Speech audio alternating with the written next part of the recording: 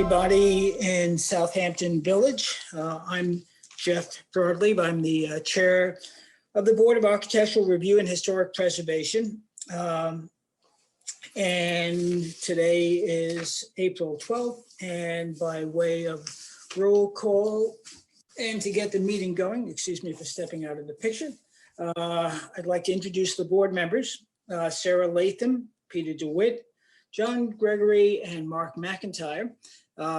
All those, I see your faces, so I know you're here, but can you say that you're here? And that being the case, I'm here. We have a quorum, and do I have a motion? Well, let me make a motion to open the meeting. Do I have a second on that? Second.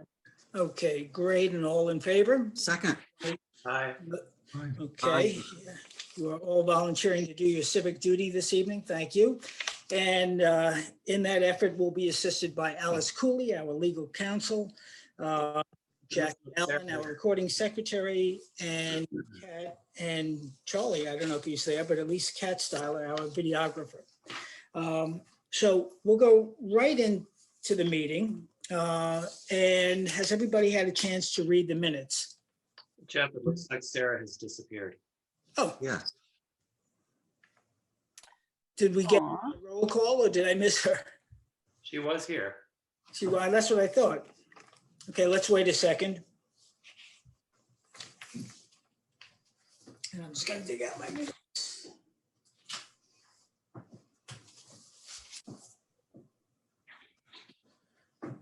Let's see, is anybody trying to text her? Well, she obviously knows that she's bumped Yeah, I out. just did. She's probably trying to log in. Okay, let's wait a couple of minutes if you folks can. Looks like we have a little bit of a light evening compared to some nights. Yes, but we never know. And for those who are either in attendance, and in fact, maybe, well, we'll go in order. I was going to say what I intend to do is to share there's Sarah, oh, for a second, to share the agenda so people know the order and can judge when, how they want to schedule their evening, when they want to go for a water break or a bathroom break. And by the way, the chat room is only available to those between the attendees and participants. Jeff, I believe it's been turned off. Communicate with Kat. There's Sarah. It is Okay. disabled. Okay. All right, Sarah's back. Hi, Sarah. Okay, good. So I was just asking everybody if they've had a chance to read the minutes, I have. and are there any objections, changes, edits? No, Okay. they look- I'm sorry, Mark? they seem fine to me. Okay, if everybody's in the court for that, then I would make a motion that we dispense with the reading of the minutes, accept them as submitted by our attorney, Alice Cooley. Do I have a second on that? Second. Okay, and all in favor? Second. Okay, so all eyes on the minutes. Okay, Sarah, you're Aye. muted. okay, good. So now You're muted. to the heart of the meeting. What I'd like to do, and Kat, do you want to share the agenda that you might have, or do you want me to share? Oh, that's really cool because yeah, you did say it didn't matter. Let me see what I got here.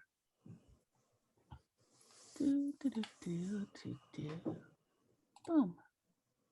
There we go. Okay, you may have to expand your screen. Hang on a second. Hang on a second. Woohoo. There we go. Where are we at? How about Okay. right there? Okay.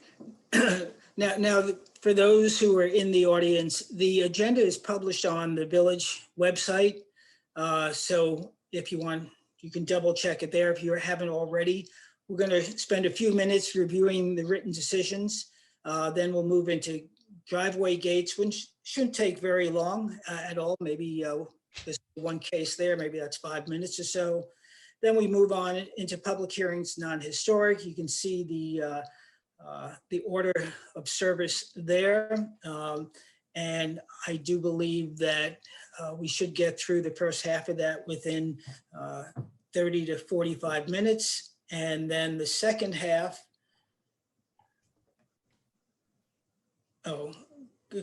continue on. The second half, maybe the second, maybe we'll be in it an hour and 15 minutes or so.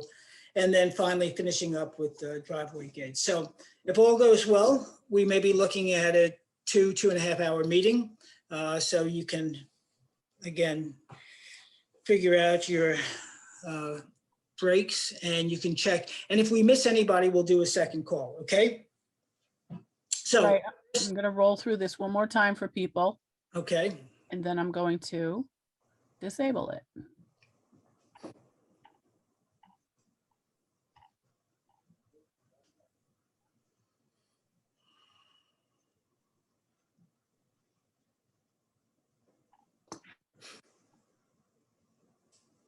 okay.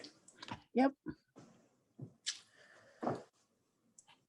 So let's begin with the written decision. Alice has submitted 2, so I'll let her take over the floor for that. Okay, Sure. First one is the application of Thomas and Meredith Joyce. This was a COA for a partial demolition, relocation, and restoration, but it was also a hardship application. So it's a combination decision, and I think I got everything in there, right. but What I wasn't sure, Alice, and I don't know if the other board members, and I'm sorry I discussed this with you offline, was whether the hardship was actually voted on or whether the applicant decided not to pursue it in as much as the board was in favor of what they were proposing. well, the hardship application was made and then the board made a report recommending the approval of it to the zoning board, and then they got their relief from the zoning board. Okay, is that everybody, is that the consensus, folks? Okay, good. So if everybody's had a chance to read that and they agree with the text, then I will make a motion that we accept the written decision for the application of Thomas and Meredith's Choice at 765 Hill Street for COA for partial demolition, relocation, and restoration of the existing structure. Do I have a second on that? Second. Okay, all in favor? Aye. Aye. Okay, great. That's approved unanimously. Thank you. The second one was John Church, Mhm. and that was for a 1-story addition and alterations. That's for a certificate of appropriateness. And there was really little comment on Right. that application. I think they withdrew a request to have black trim and changed it to white. The board was pleased with the design. Correct. Everybody is in agreement with that and the written decision as drafted? Yes. Okay, so in that case, I make a motion that we accept the written decision for John Church at 624 Hill Street for 1-story addition and alterations to the dwelling. Do I have a second on that? Second. Okay, I got to be quick. This is like Jeopardy. You have to have that buzzer. And all those in favor, say aye. Aye. And opposed, nay. Okay, again, unanimously accepted. Alice, good drafting. Thank you very much. Thank you. Public hearings historic. Well, there are none. So that means we move to the driveway gates within the historic district. And there are 2 applications. The first one being that of Greg and Susan Danilo at 199 Hill Street. And that the applicant has requested an adjournment to our next meeting on April 26th. So I'll move that we accept the applicant's request to adjourn to April 26th. Do I have a second on that, please? Second. Okay, thank you, Peter. And all in favor? Aye. Good. The second application, and this is a new one, is that of Glenn and Claudine Nostorf. And that is at 210 Meadow Lane for driveway gates. Alice, before we begin, do we have posting and mailing for that? We do, and they're in order. Okay, great, thank you. So with the applicant or somebody speaking for the applicant, please step forward. Okay, so there we go. Thank you. All right, here comes Lauren Zucker. And if anybody else is with Lauren Zucker, please raise your hand. Oh, there's another one. Okay, and I'm bringing Chris Coy in also. Okay. Hi, Lauren. Up here, I'm going to ask you to unmute. There you go. There you go. So Lauren, for the benefit of the recording secretary, just identify yourself, provide your firm and your address, please. Hi, I'm Lauren Zucker. I'm from Barnes Coy Architects. Chris Coy is here as well. Okay, great. So you're before us with driveway gates. Has everybody had a chance to see the submission? Lauren, if you have a screen share, can you post that up for the public to see?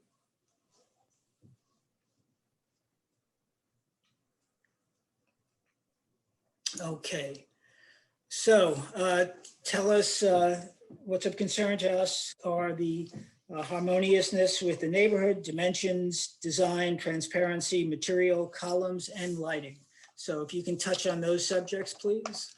So the proposed driveway gate is a horizontal teak louver.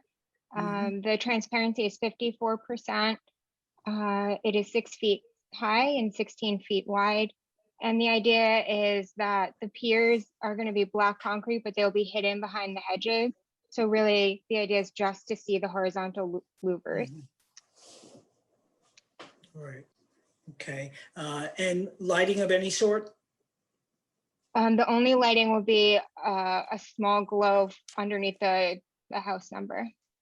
Right. Okay. All righty. And the material, did you say again? It's teak on Okay. a black metal frame. Okay, good. Board members, in terms of the design and materials and so on? I think it looks great. It's chic and it's fabulous. Right. Yeah, and I think it's a complete improvement over what's there. Yeah. I think it looks great. Absolutely. Yeah. Absolutely. It's modern, it's of its time, and the Right. transparency is great. It's very handsome, I think, and the height and the scale are reflective of the size of the property, which I think is appropriate. My only question is the keypad. Is Yes. there any way? Is there any way to make that more hidden, or even like there are so many mobile apps now that allow gates to be done remotely, but those are just a bit unsightly just from the street. Yeah, So, we- Lauren, for your benefit, and then you can answer the question. This has become an issue with the board, especially when it's on such an attractive property and you've done such a great job designing it, to have basically this gooseneck mechanical, and I try not to use negative words, Yeah. just unattractive out there. It takes away from what you're doing. And John's point, there are mechanisms, whether they be digital, Bluetooth, or whatever technology you use, or even embedded into put the hedges or something. Can you do that? I can look into it. I can talk to the AV consultant and see what the options are. Okay. This is Chris Coy. May I make a point? Sure. First of all, the gooseneck that we have there is the most minimal design there is, because it must contain a camera also. And we have to consider that there will be deliveries coming up to this gate. So even though the owners and maybe some of their friends and certainly their children will have the app on their phones. Right. Delivery men will not. So, cars have to pull in and get off Meadow Lane. So Right. that's why the thing is placed such that you have a chance to pull in, access that from the driver's window, and the tail of your car is not sticking out blocking traffic. So Right. I know these things are always, there are many competing necessities, but the first necessity, of course, here is security. So that's why we have the camera. And it's a very small keypad. It's the smallest one we've ever been able to use because of the miniaturization of cameras and keypads. So I think the fact that, any other thing than this will make it impossible for a delivery man to use. I mean, if you hide something in the hedge, no one will know where it is. I mean, people only know how to do this when they see it. Right. So I appreciate that that's your primary concern. Our primary concern, however, is not functionality, but architecture. And in the historic district, we try to preserve as much of the look as possible. And the other applicants have had some of the same issues, and in order to get approval, have figured out workarounds. So I ask you to consider that. I don't know if the board members will approve without that. But I know my vote will not be had with the gooseneck the way it is. It sounds like John's is not, and I can't speak for the other three members. Sarah, you have your hand up. I would disagree. I would say that this is definitely minimal, and because it has the hedge behind it, I don't think it's disruptive to the design. Okay.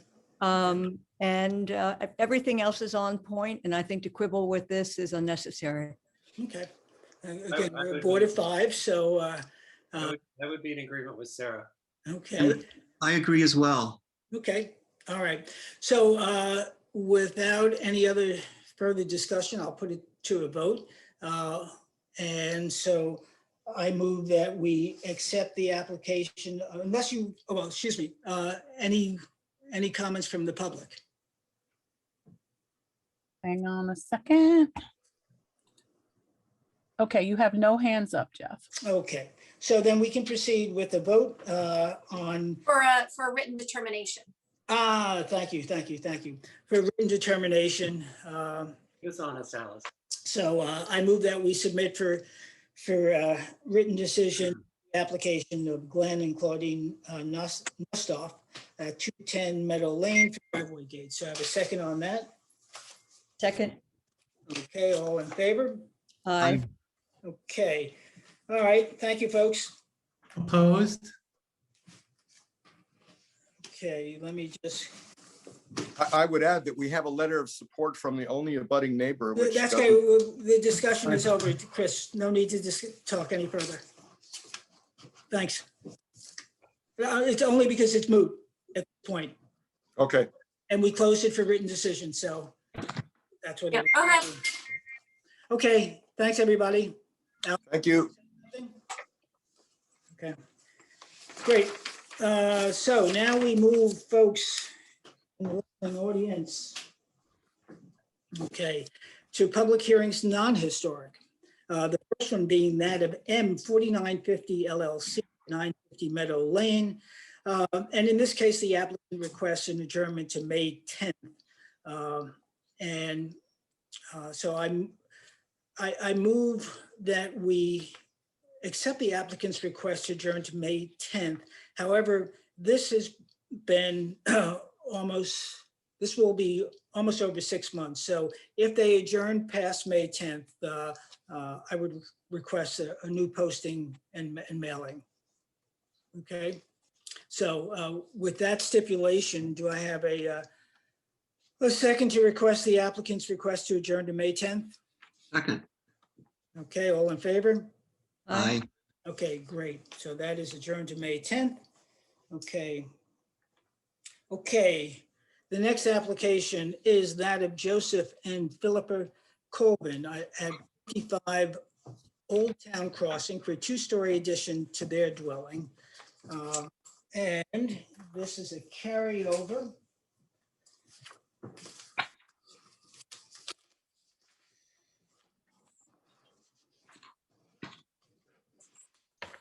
Would the applicants of Joseph and Philippa Colvin please raise your, thank you.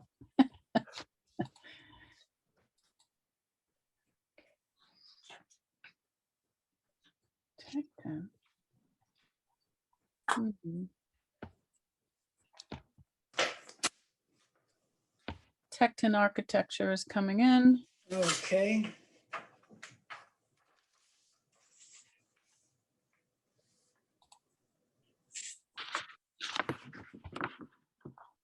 Okay. Hello, Hello, good evening. good evening. Okay, hello. Hi. Could you please, Anastasios, please, again, re-identify yourself and your firm and your address?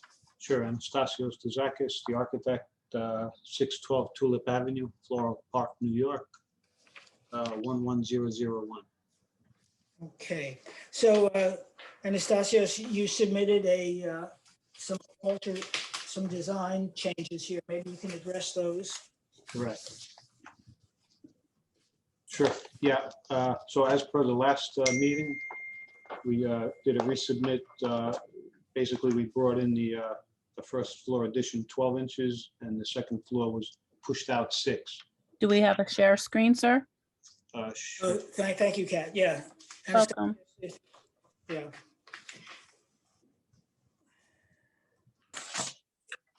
Thank you, Kat. And jump in, Kat, whenever we're remiss, okay? Yes, sir. Let me just open it up.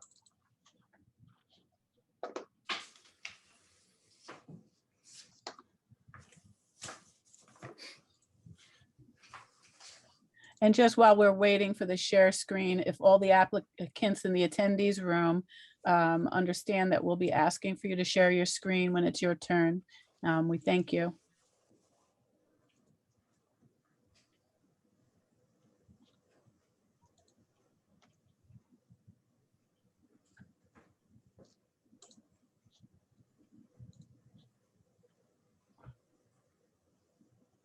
Very good. Okay, Yes. so did you want to see the second or third page, the exterior elevation? Whatever you're speaking about and wherever your little hand is, if you're talking about something, wave it over and we will know what you're talking about. Okay? Okay, sure. Thanks. Yeah, so the adjustment was on the proposed front elevation. And the first and second floor are now lining up. And I think that was the only suggestion, or recommendation at the last meeting. Right. Okay. Anything else, Anastasios? That was really it. That was all that we adjusted. Okay. Board members, any comments, concerns, questions? I think it looks great. Thank you for taking our comments into consideration. Much appreciated. Sure. I think you've done exactly what was asked, and I think it looks great. Thank you. Okay, super. Thank you. Okay, good. Any public comment?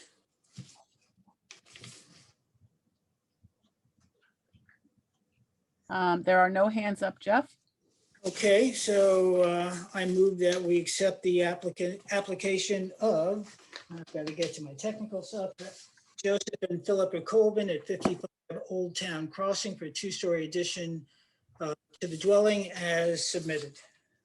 Do I have a second on that? Okay, all in favor? Aye. Okay, any opposed? No, all right, so unanimous. Anastasios, as the other board members said, I appreciate you and your client working with us. And as is often the case, the result is a good one. So Okay, thank you great. very much. Okay, good. Thank you. Appreciate Thank it. you. Okay, Good night. good, you too. Good night. Thank you. Okay, third on this grouping is that of Laura Danforth at 233 Little Plains Road for a 2-story single-family dwelling. Would the applicant or her representative please raise your hand to Kat? And Thomas Pedrazi is coming in. okay.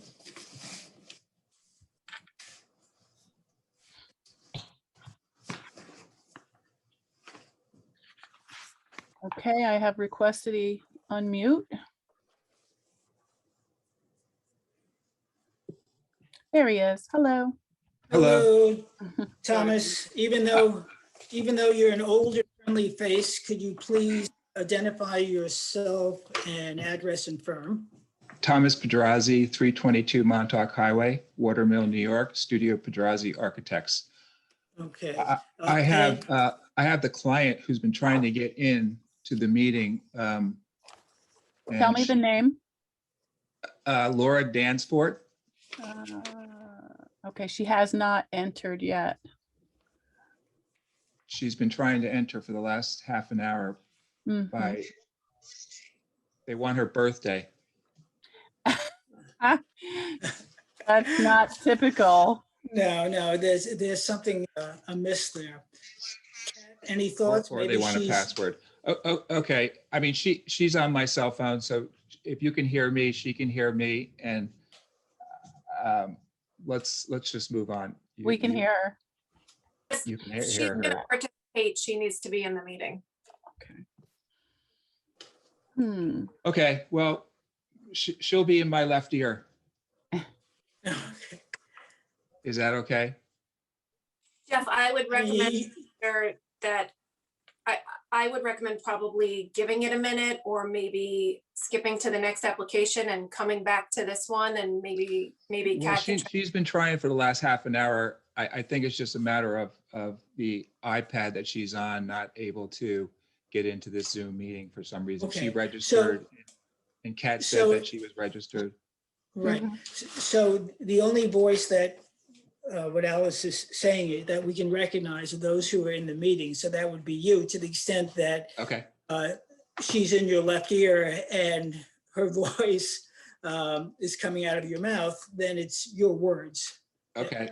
not hers. Certainly, she can tell you, yes, that's okay. No, it's not okay. You know. Yes, Okay. of course. So Okay. let's proceed. Can I Okay. share my screen? Please. Yes, please. Okay.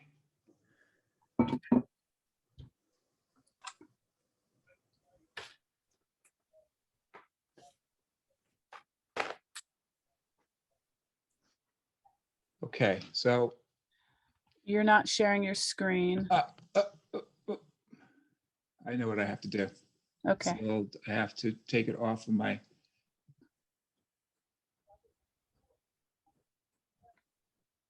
Okay.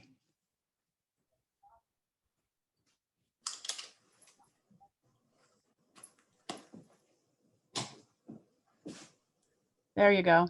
Very good. Okay, so what we're proposing for approval tonight is we have reduced the setback off of the side, which is the north side, by 3.5 feet, which will reduce that overall facade length from 38'10" to 35'9", essentially 3'1". That incline will reduce the height by just about 1.5 feet, and slightly reducing the size of the windows just to kind of create the proportion that we didn't want this to be like the windows to be so looming on this facade. So that's the proposal. I also went back and noticed that my property line on the south side was 3 feet off. So we actually gained 3 foot of pyramid on that side. As you can probably reference from previous drawings, it was almost up to the gutter. Right. And that's about it for this Okay. this evening's presentation. Okay, good. Board members, comments? I think it's fine. You've addressed, what was discussed previously on the front facade and the windows on the side facing the neighbor to the north. I think it's fine. Okay. Since Sarah, you're on my screen, you or Peter, any comments? If not, I still maintain that it's too wide for the lot, considering the narrow Mhm. the narrow and long lots that Yeah. are adjacent. Yep. I agree. Mark or Peter? Yeah, I think it's still it's too wide for a lot. It's the center lot of 3 narrow lots in a row. It's like the unwelcome fat person in the middle seat of economy, elbowing its neighbors in an unneighborly well- way. Okay. Let's see, Mark, we haven't heard from you. I actually appreciate the fact that it made the house a little bit narrow. I don't share those same concerns. Right. And for my part, I too feel that the house is well within the envelope, and setting back that portion on the north side, the house will mitigate some of the concern about the mass. So what about the materials? Are we happy with aluminum shutters? Oh, I'm sorry. I didn't catch that. So, yeah, so tell us about the materials. The water, in this environment, if we go to wood, it's going to be a constant upkeep. We can do a vinyl, but I just thought aluminum was just a little bit nicer, and I do prefer that to vinyl. Obviously the wood would be the best, but as you can see, we've got a lot of shutters on this house, and that would be a maintenance nightmare. No, I think I appreciate the fact that it's a maintenance issue. Nightmare might be a little bit of a hyperbole. And, to the extent that the board has been accommodating and is split at this moment. Other board members, how do you feel about aluminum versus wood? I wouldn't approve aluminum, but I'm not in favor of the design either. Right. Okay. I guess Peter? I guess my real honest answer is on the April 7th application, they were aluminum and we didn't bring it up. And I feel like if we had an issue, it should have come up before now. I agree with Mark. I don't have a huge objection to the aluminum at this point. Thomas, what will be the finish? It will be a matte finish. It will look like a traditional wood shutter. You use them in the South all the time. It's good around in the weathered conditions. It won't be shiny. It will be a matte. It will look like just a regular painted wood. Mm-hmm. Mm-hmm. Okay. So I think we've heard. Chelsea gray. So it's like a gray kind of tone to it. Right. Very natural. Okay. So I think we've heard the comments from the board. Any public comment? Let's take a look, Jeff. There are no hands up. Okay. So if there's no further comments from the board and there's no further comments from the applicant, then I'll put forward a motion to accept the application. And again, putting a motion to accept doesn't mean you have to vote in favor of it. So I put forward that a motion that we accept the application of Laura Danforth at 233 Little Plains Road for a 2-story single-family dwelling as submitted. Do I have a second on that? Second. All those in favor say aye. Aye. John, Gregory, me, and was that you, Mark? Yes. Yes. All those opposed say nay. Nay. That would be nay from Sarah and Peter. Okay. Thank you, Thomas. Thank you, Laura, in abstention. Okay. And again, Thomas and Laura, this, like the applicant before, is a situation where we appreciate the accommodation. We still have a split board, but you have the approval. So thank you. And let's go on to the next application. Thank you. Let me just get some water here. I'm bringing Nicholas Barrow in. Okay, So the next application is for Anderson Benedetti at 32 Cooper Street to make additions and alterations to the existing structure. Good evening. Nicholas Vera, architect, 120 Mill Road, West Hampton Beach. Can everybody hear me? Yes. We can hear you, and the big thing will be sharing your screen because there were Unfortunately, as I was trying to do this, and I'm working from home today. I downloaded my files onto my laptop and I can't open my screen share. And I Yeah. apologize. Yeah, so that's going to be a bit problematic because there were concerns from the neighbors on this. So without being able to share that with the public, I feel it would be. Yeah, I just tried to do it again. the public. Apparently. You know what? Let's do this, Nicholas. Let's we'll recall you at the end of this session. Yeah, I can't get into my files. I don't have my CAD files on this computer, and I thought we downloaded it. Yeah, I'm working out of my house today, so I have no way of, my files are in the office. I don't have CAD files on this. We did a PDF, but it just doesn't seem to be. I can't open it for some reason. Can you send the PDF to me? What's that? No, I can't even open it. All right. For whatever reason, I thought we had this all worked out today, and we didn't. So I apologize for that. That's okay. Alice, did you have any comment on that? Or You have a PDF file that you can't open? I can't open this at all, no. Why don't you at least try sending it to Kat and see if she can open it? All right, let me just see if I can do that. All right, I'm not even. I can't even open this on here. Okay, I'll tell you what. Let's do this. If you can figure out a way of email that to Kat or. Yeah, what I might be able to do is I might be able to take my drawings, scan them into my my scanner here, and then put it into a PDF and/or email it to someone. So who would you want me to email? Who would you want me to email it to? Hang on. Okay.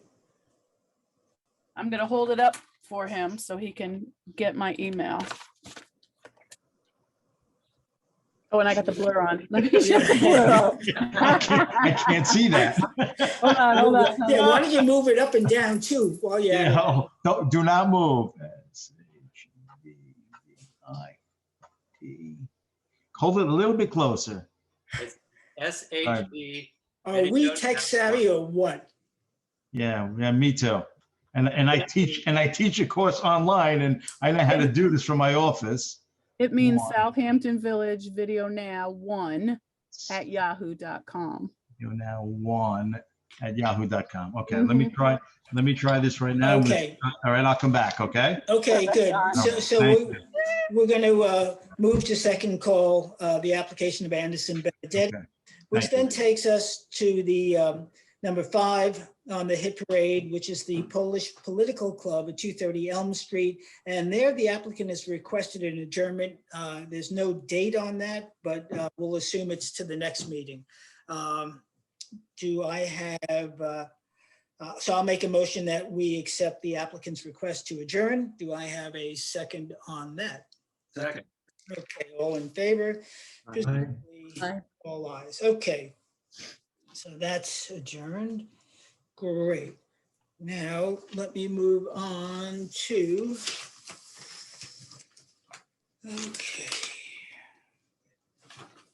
okay. The next application is White Eagle Realty LLC. Oh, no, I'm sorry. Kirsten Gallup at 80 Breeze Lane, 2-story addition and alterations. Poor Sammy, I probably gave you a heart attack that I skipped over you. So.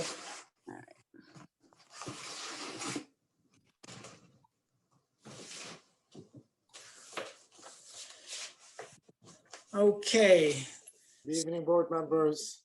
Hello, can you identify yourself? Max Sammy, your address? 23 Culver Street. I'm representing Ms. Kirsten Gallup on this project, which we presented last hearing.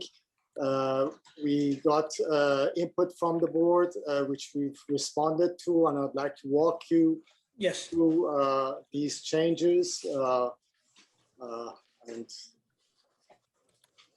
Okay. Are we sharing the screen? Mhm. Yep, we can see it. Okay. So I have included a number of colored renderings at the beginning of this package. I just thought that this would be easier to communicate with the board members, and all the architectural drawings with dimensions and details are following these drawings for any additional information if need be. The points that were made were well taken, and we've addressed all of them. I'm going to start with the first one, which was the gate. We've lowered the height of the gate by another additional 6 inches. I've basically designed caps for the posts, detailing them, and also the elements of the gate itself. One of the issues that was brought up was that it's too formal looking, and that to eliminate the panels at the bottom, which we did eliminate those panels and included wider slats at the base, and curved some of the connection points and introduced basically some details at the center. And most importantly, eliminated the lights, the lantern lights on top, and incorporated that into the architecture of the posts, very dimly lit lights at the base of it. Okay, so CMAC, can you tell us the dimensions of the So the gate itself, columns, the height of the gate? The gate itself is at 5 foot height, and the posts are 5 foot 6 inches. Okay, okay, and the material? And the material is basically a steel frame with AZAC on top with wooden posts. Wooden posts, okay, okay. And as you can see, also the control is on the Right. on the post itself. Okay, I'll let you continue, and then the board can Now we address. get to the front elevation of the breeze lane facade of the building, which most of your concerns were in this area. I'm going to start with the main entrance, which basically we eliminated to 2 larger side lights and reduced them to 2 windows with higher sill heights, much smaller scale. We also eliminated the big curved lean-to porch that we had and introduced a much smaller eyebrow window on top of that, more in scale to the overall facade of the building. We eliminated the 2 horizontally lined pair of windows on the 2nd floor and broke them up into 4 windows that are more expression of a verticality in the facade, and also in the process of doing that, lined them up with both the lower elements of the main entry and the upper dormer. And finally, on the dormer itself, which was basically originally proposed at the same surface as the front facade, we've pushed it back an additional 2 feet so that it stands basically further back from the front facade. These were the main primary concerns that was brought up. Side has not changed. Rear is what you've seen before, which I was told that you liked. And this is the neighbor's side. Nothing has changed over here. And here's a 3D rendering of that again. And views to the side and rear. And then we move on to the construction drawings. I'll be more than happy to answer any questions. Okay, board members? Sammy, thank you so much for addressing the fenestration. The only thing that I think that makes it not the best is that you have trabeated openings, and then the introduction of an eyebrow over a porch I find odd, but thank you so much for addressing both the dormer and the 2nd story windows. Yeah, I agree that it's the windows and the proportions are much nicer, and I would lose that eyebrow as well. I did bring this up to the owner, and she as much she really wants some element over there. We went back and forth, and we reduced the scale of it dramatically compared to what it was. Yes.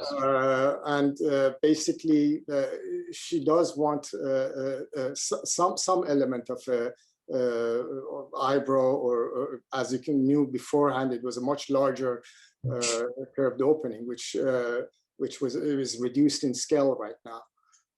Overall, I think it's an incredible improvement from the previous design, especially with the dormer moved back from the facade of the house. I think that makes all the difference. But I agree with everyone else. The brow is just a little odd. It would have no function if it were original, kind of. I mean, it's just an ornamentation, which is fine. I mean, it's not a deal breaker for me. I just find it a little odd. Sounds like we're all in agreement that we really appreciate the work. We think the house looks much better. Moving dormer is great. Just we sort of have a unanimous thought about the eyebrow window. Maybe there would be a different solution there, but for me, it's not a deal breaker. I just think it's an odd place for an eyebrow window. Okay. So yes, like my fellow board members, I appreciate, Sammy, the changes you made. I also, the height of the gates, I think at 5 feet is workable. I mean, I drove down the street again today. I even took a video if it was necessary to share it, but there are virtually no gates on that street. And as I said in the last meeting, the gates, the hedging, all speak to a level of formality. And I think the issue with the eyebrow, and I appreciate your client's desire to step it up a notch, but that's sort of antithetical with the look of the house. And I think that's what the board members are saying. But now my fellow board members have said they're not going to die on that hill. So that puts us into a situation. Board members, are you willing to vote yay? And I know this is maybe awkward polling you beforehand, but if it's an issue, say so. If it's not an issue, say so. So the silence would indicate that it's not an issue. Oh, I thought you meant if it's not an issue. Oh, is it an issue that? I think it's an issue, but maybe I'm being it makes no sense from an architectural standpoint. Yeah, no, I think the house is, it's discordant with the overall design of the house and brings a formality to a house. If you look at the garage doors and what you're trying to do there, and then you have that eyebrow, it seems I don't know, incongruous. Thank you. Let me shed a little bit of light on this eyebrow window. Two things. One is that one of the things that we did was to recess this entry a distance of about 3 feet into the front of the building to bring some more depth to this front porch. So this is basically, we're talking about that plus an additional 4 feet. We're talking about 7-8 feet of roof. Actually, the overhang is including the steps over there too. So it's a deep porch, and she wanted to bring more light down there. Now, another point was that also it's not as much of an eyebrow window, but basically a designation of a sun as an entry, as a welcoming point, basically, to her. She's had this element in some of her other houses, and she wants to carry, this is something that basically she cherishes. And at the end of the day, it's her home, and I've basically scaled it down to something that would be acceptable to the overall scale of the building. I don't think that this brings formality necessarily to the front facade. Yes, we don't necessarily see an eyebrow on an entry porch as much, but that doesn't mean that this is out of place. It's something different, but it's not out of place. Just I misunderstood, actually. I thought that there was like a ceiling under the opening to the porch. That's fully open, so it provides light into the porch Yes, area? correct. Got it. But why don't you just address the light with a proper ceiling fixture? Well, there Yeah. is.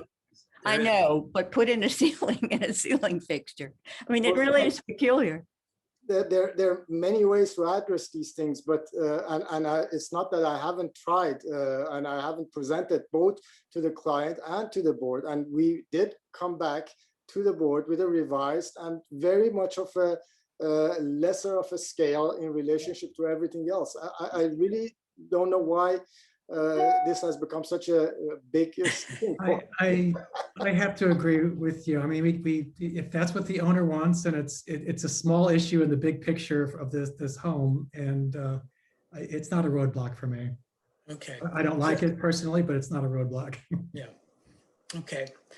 So let me open it for the moment to the public, and then I think we're probably in a to vote, and then you can express yourself with your vote. So any public comment? Jeff, there are no hands up. Okay. So Sammy, you've heard the board. You willing to roll the dice on the vote? I'd like to, yes, hear the votes on this. Okay. So I put forward the motion to accept the application of White Eagle Realty LLC at 224 North C. No, No. It's, Oh, I'm sorry. I don't know why I have a block on that, sorry, folks. Sammy, I just gave you a new project. Kirsten Galliff at 80 Breeze Lane for a 2-story addition and alterations. Do I have a second on that? I'll second. John is seconding that. All in favor, please raise your hand. So we've got John, we got Mark, and I'm going to raise my hand as well. So that's 3 in favor. All those opposed? nay. Nay. Nay. Okay, so Sarah and Peter oppose. So it's split board 3-2, but that's all you need. So CMAC, thank you. Thank you. Okay. Thank you, board members. Thank you as well, board members.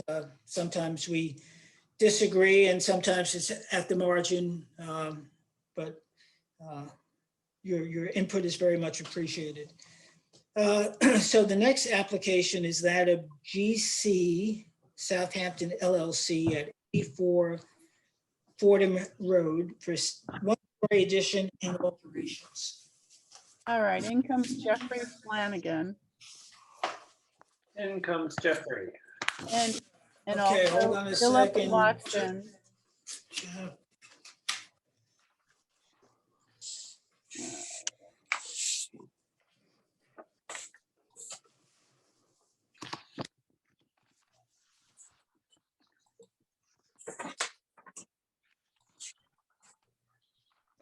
Jeffrey, you could please identify yourself and your firm and your address.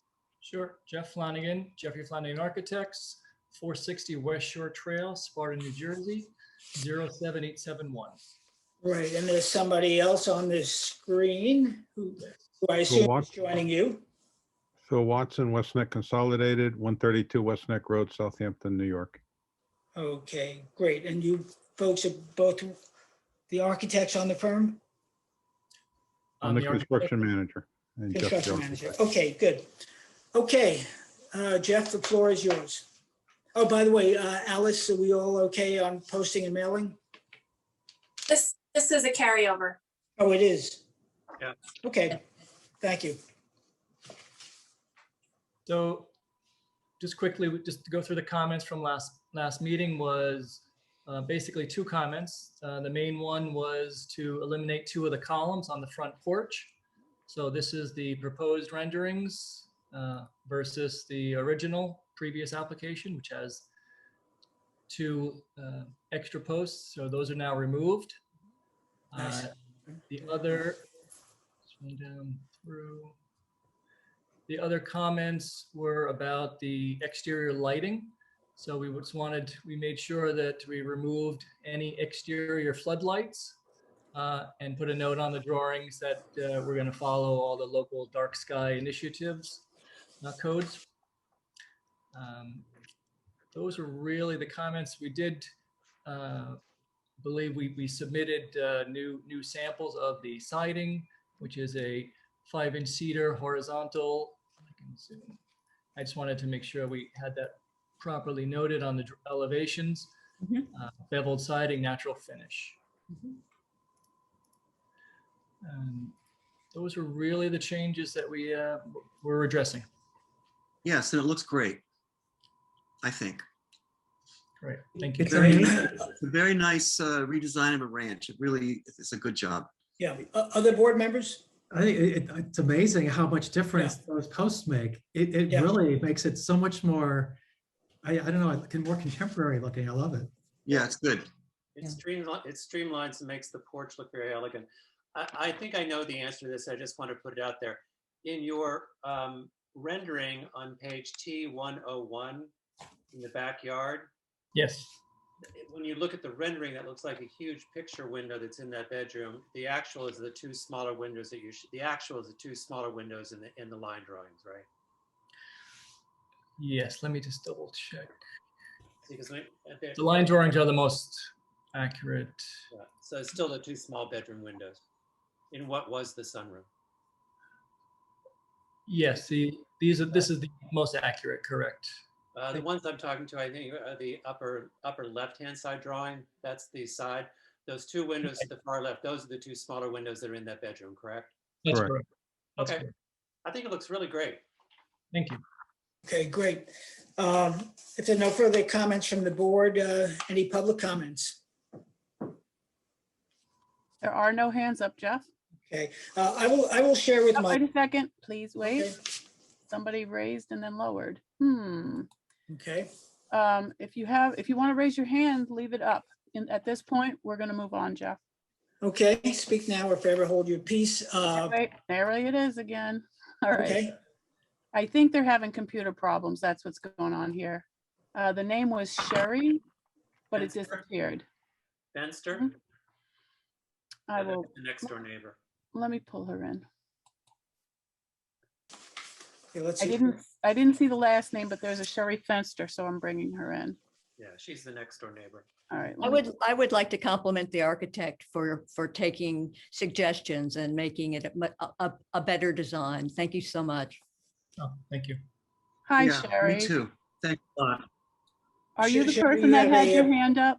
Yes, yes, that's right. Okay. Okay, Sherry, just identify yourself and your address. Hi. Whoops. Oh, I'm Sherry There you Fenster. go. I live at 100 Fordham Road, which is right adjacent to 84 Fordham. So in terms of the last meeting, I think that the architect left out that we had talked about some additional hedging for privacy reasons. And I think you didn't address that. We were asking for we have a hedge and it's such a small property. So we were asking for some additional hedging or, something in addition to the hedge that we have that exists. So I think that you hadn't addressed that in your presentation today. So that was one thing. Okay. I believe we last meeting, we spoke about adding a double privet fence, privet around the property where the pool fence was to hide the pool fence. Phil, do you have any recollection? That's what so the privet hedge that's there now, I believe is on your property. Right. So we're going to be putting a privet hedge to conceal our pool fence.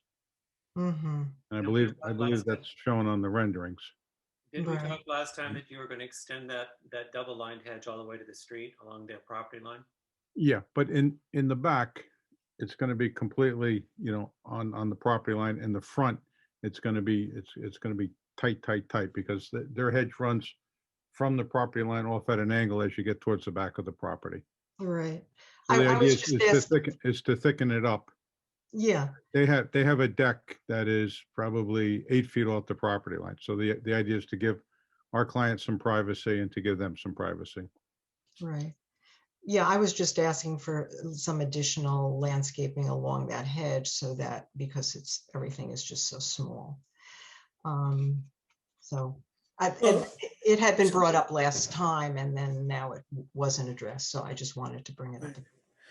So Phil, while I don't think a landscaping plan is necessary, I think in as much as you've already stated what you intend to do, I would like to include that into the record as part of the approval. That's absolutely fine. So can you describe it so that in the one in the motion and 2 in our written records, we have it properly described?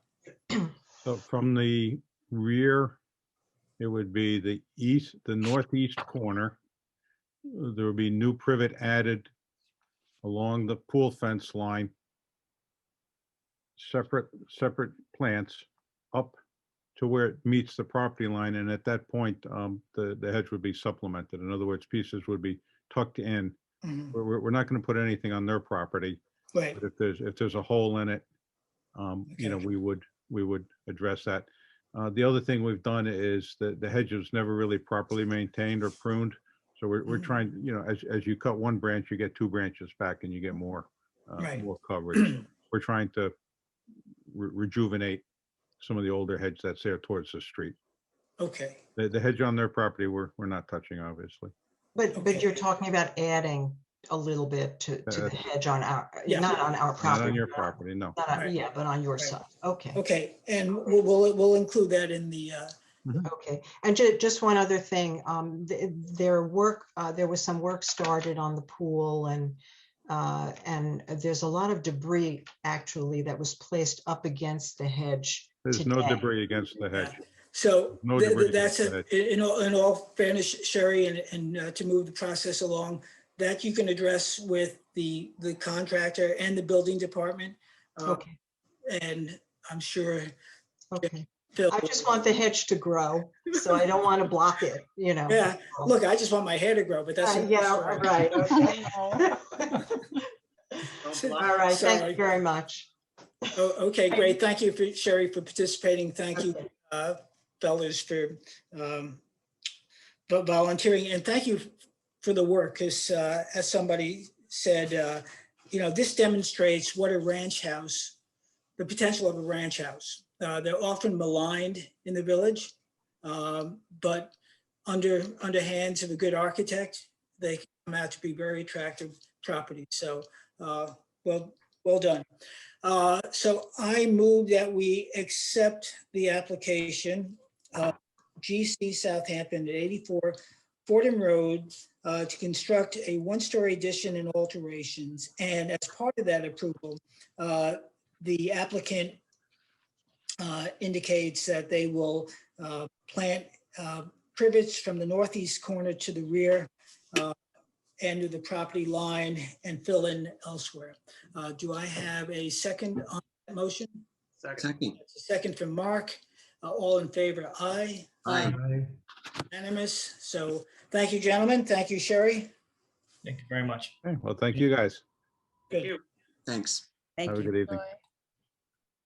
Nick, if you're still out there, we'll call you in a bit, but I hope you're working out your kinks. Okay. Now, Yeah, go ahead. Go ahead. okay, now, after I've said it a number of times, we're at White Eagle, number 8, White Eagle Realty LLC at 224 North Sea Road for a dormer addition and alterations. Hey.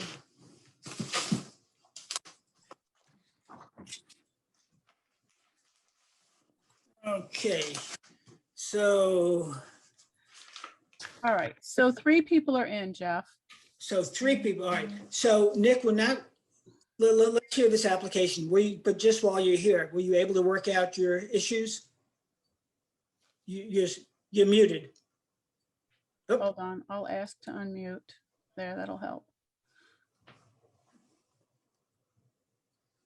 Okay, sorry about that. Yeah, I wasn't able to scan them in, but I was able to photograph them and download them in my account. And I was just gonna send them off now. They actually came out pretty good, so. okay, all Give right, me a so couple- we're Give gonna, me a we're couple gonna of minutes. proceed. If you're not acceptable, then we can, I can adjourn the meeting. So All right, I Yeah. keep watching. I'm sending them Okay. right now. All right? Great, All right, give me a couple All of right. minutes. Thank you. Got it. Okay, so I'm putting you back out. all right. So whomever is here for White Eagle Realty, please identify yourself and put your name, your address. Sure. This is Joseph Debick, 17 Algonquin Drive, property owner, and my wife Tamara. Good Okay, evening. I'm sorry, and what, if I recall, you're from Chappaqua, right? That address Correct. is a Chappaqua address? Correct. Okay, good. I didn't hear you say Chappaqua. Okay, and is this a Brumsey? Is that, who's that? Tamara, that's my wife. No, but there's another name on the screen. Daphne. Yes, that's my name. That's Tamara Kokolashvili. Oh, okay. Okay. There's a Daphne Brumsey. Yes, that's what I'm looking at. So is Daphne Brumsey with you, folks? You don't know? Okay, I'm putting Daphne back out. Okay. Yep. All right.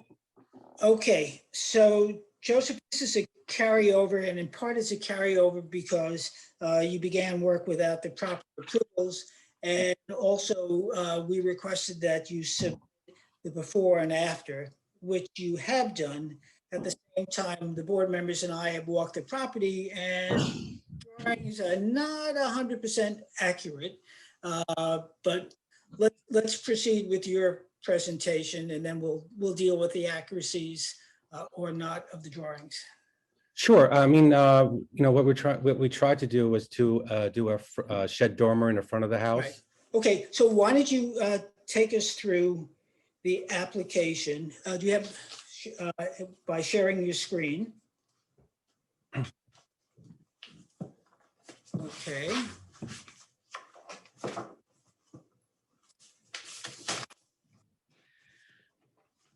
Okay.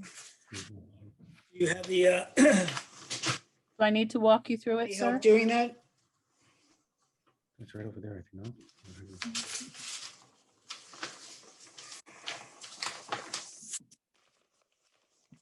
You know how to do it tomorrow or no?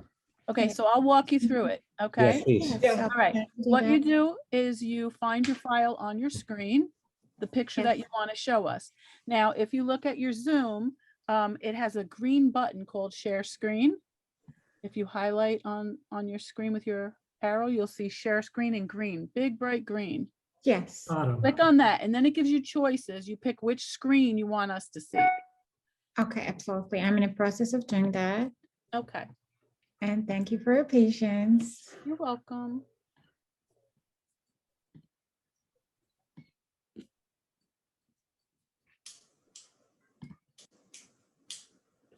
File what?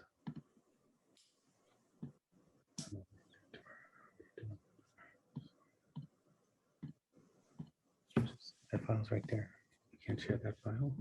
Yes, I do have a file in front of me, so I'm trying to share the screen. Yep, click Share Screen and then choose which desktop view. Desktop one. The file has to be open on your laptop first, and then you share screen and choose that as the screen you want to show. Correct. I love it when I have help. This is my life. Yeah, yeah.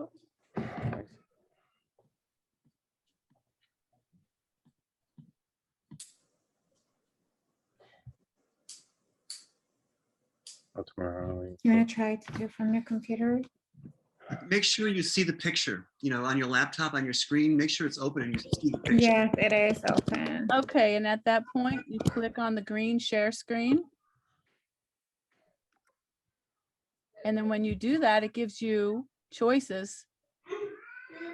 and you choose the picture for us to see.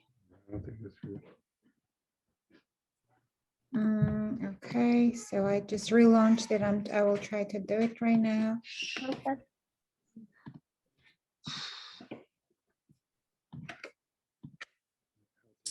Okay, so Here it comes. Ah, here it there, comes. oh, there we go.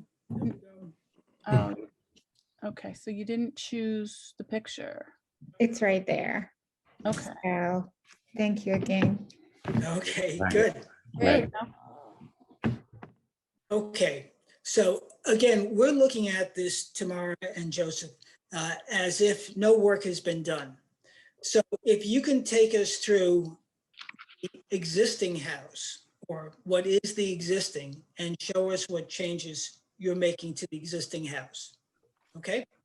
Sure, I'll let Joseph speak. I mean, in Okay, terms, thank you, Tamara. It was a good help getting the share screen, so. sure. In terms of the existing footprint of the house, nothing was changed. The existing footprint was there from the very beginning. From on the first floor plans, the staircase was gonna have to be changed because there wasn't really a good staircase that was there originally. It was it was an original staircase. It was one of those staircases that I think it's like an attic staircase that would drop down. So Joseph, for your benefit, the interior isn't our purview. Oh, okay. Oh, I'm sorry. It's the exterior. So based on the exterior, the footprint has not changed at all. Okay, all right, so let's go beyond the footprint. The two things that were changed on this house on the outside was a shed dormer that was placed in the front of the house and another dormer on the north side of the house to extend a bathroom on the second floor. Okay, so let's go to those elevations. Good.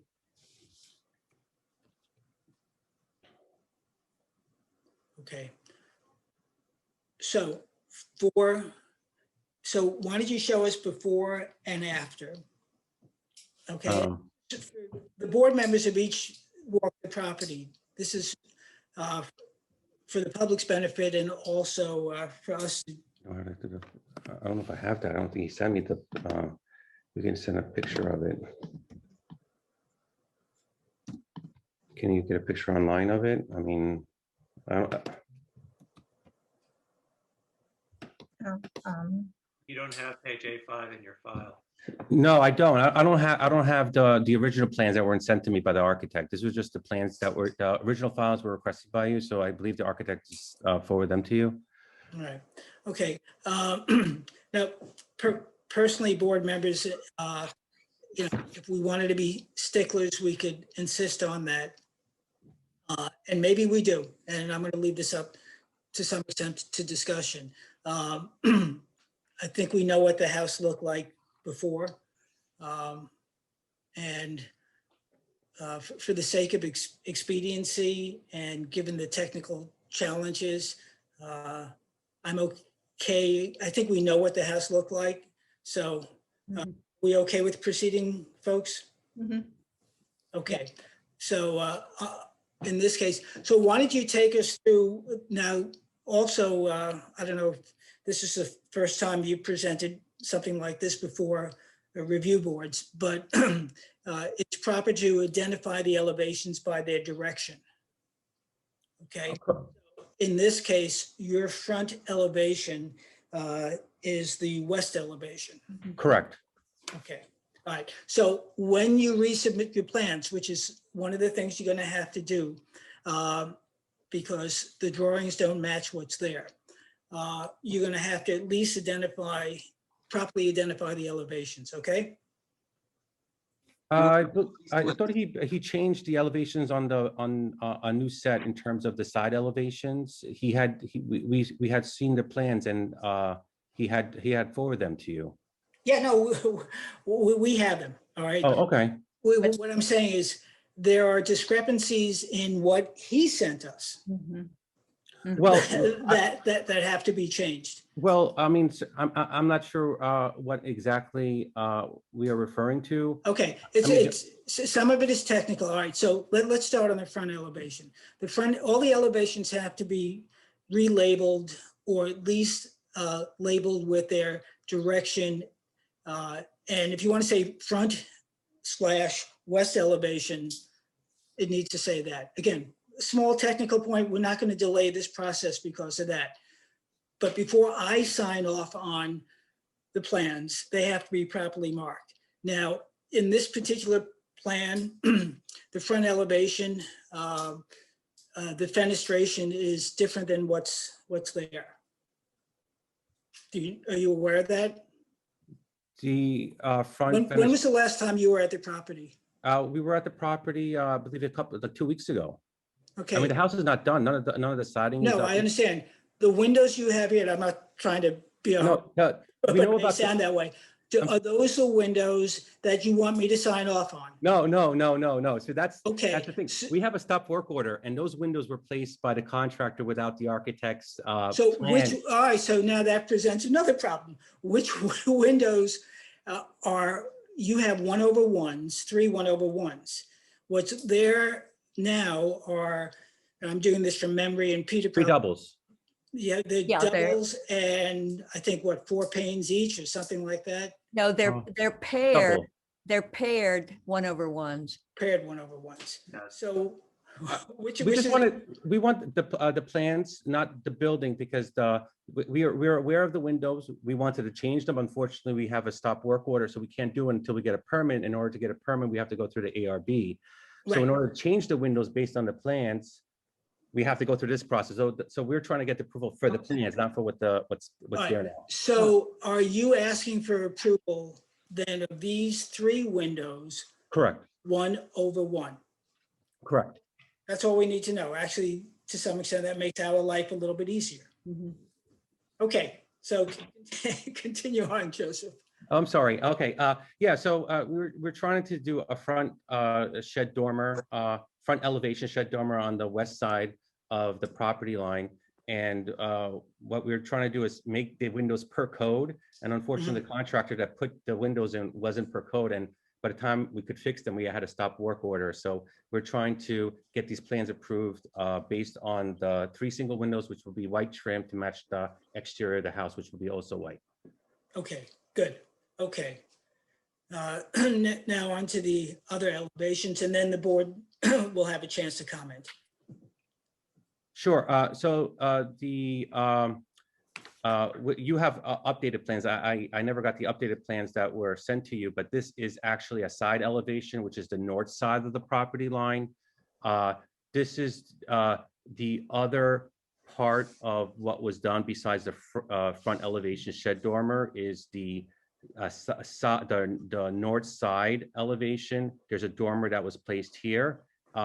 And also what was done to this part of the existing structure, we raised the roof line a little bit to put in a skylight there for the first floor bathroom. Okay, wait. So now. So this is mismarked, then that's not the rear elevation, that's actually the. I believe the architect fixed it and had sent it to you. Well, we're looking at, it's really the north elevation. Yes, exactly. It says. Peter is correct. It's the north elevation of the side building, of the side profile of the building. Yeah. Yeah, okay. So that is the north elevation. Okay, go ahead. Next elevation. Next elevation, sure. This is, I'm sorry. This is the south elevation, which basically everything is pre-existing there. You can see part of the shed dormer on that side of the elevation, and just one question, and maybe this is a drafting notation. So it looks like there was to be a continuation to the right of what you call the right elevation or the south elevation, but it's not on the plan. I'm sorry. So yeah, where your arrow is and to the right, you see that jagged line? Yes, correct. That suggests that there's something to the right of that, but where is it? I'm not sure why he didn't put that in the plans. It's not there. Not there. Yeah, You really have to get your drawings together. It's very difficult. This is wasting a lot of time.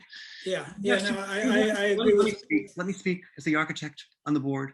We want existing drawings of the existing, the way they were before you started messing with it. And right next to them or below, we want the proposed elevations side by side. We do not want any partial elevations. We want the whole building. We also, besides that, we want them labeled to the cardinal points. So I don't think it's worth, I mean, I would like to give you some direction, but you are not complete and you're going to have to come back. right, yeah. So let's, Joseph, and again, we're not trying to be sticklers, but you can see how much time this is taking and it's unfair to the board or the public. So your architect has a job to do, which you did present the before and after, but they're on separate pages. It's nicer to see one elevation existing, that same elevation opposite it. May sound picky, but that helps and it would save us all a lot of time. Let me ask the board this. Is there general concern about the design elements? Yes. Okay, so let's address those, because if there are any things that need to be changed or that we might ask you, tomorrow, and Joseph, to think about, then you might be able to incorporate this in the new draftings. So Peter, comment? Yeah, sure. First thing is the dormer, in a gambrel, the shed dormers generally are extensions of the shallower upper roof. And this one is just, glommed on top. It's certainly not historically correct. So I object to that, frankly. And I think that if you're going to do a dormer, you should do a gambrel dormer, which is extend the shallow upper pitch out to the plane of your new dormer wall. Second, on the north elevation, that second floor dormer looks like a tower. It's just so incongruous with the rest of the house. And I actually think it's an easy fix. And if you have area to spare, you could gain some interior space as well by just extending that north dormer wall, the new dormer wall, westward into the rake of the gambrel. So get rid of that gap. That gap is, I think, very unsightly. And then instead of a pitched roof on top, a gable roof, just do a flat roof. Pitched, of course, slightly, but you're so close, you'll never see the pitch. An essentially flat roof with a pitch required for drainage. Good. That's what I have to say for now. And that's on the dormer, you're saying, Peter? Yes, Yes, okay, good. on the north elevation. On the north elevation, yeah. The north elevation. Yes. Yeah, what they're calling rear. Oh, I thought you were talking about the dormer on the front. No, the front dormer, I'm sorry, the front dormer, there are two dormers. I object to the dormer in the front because it does not follow the shallow pitch of the upper portion of the gambrel, which is traditional.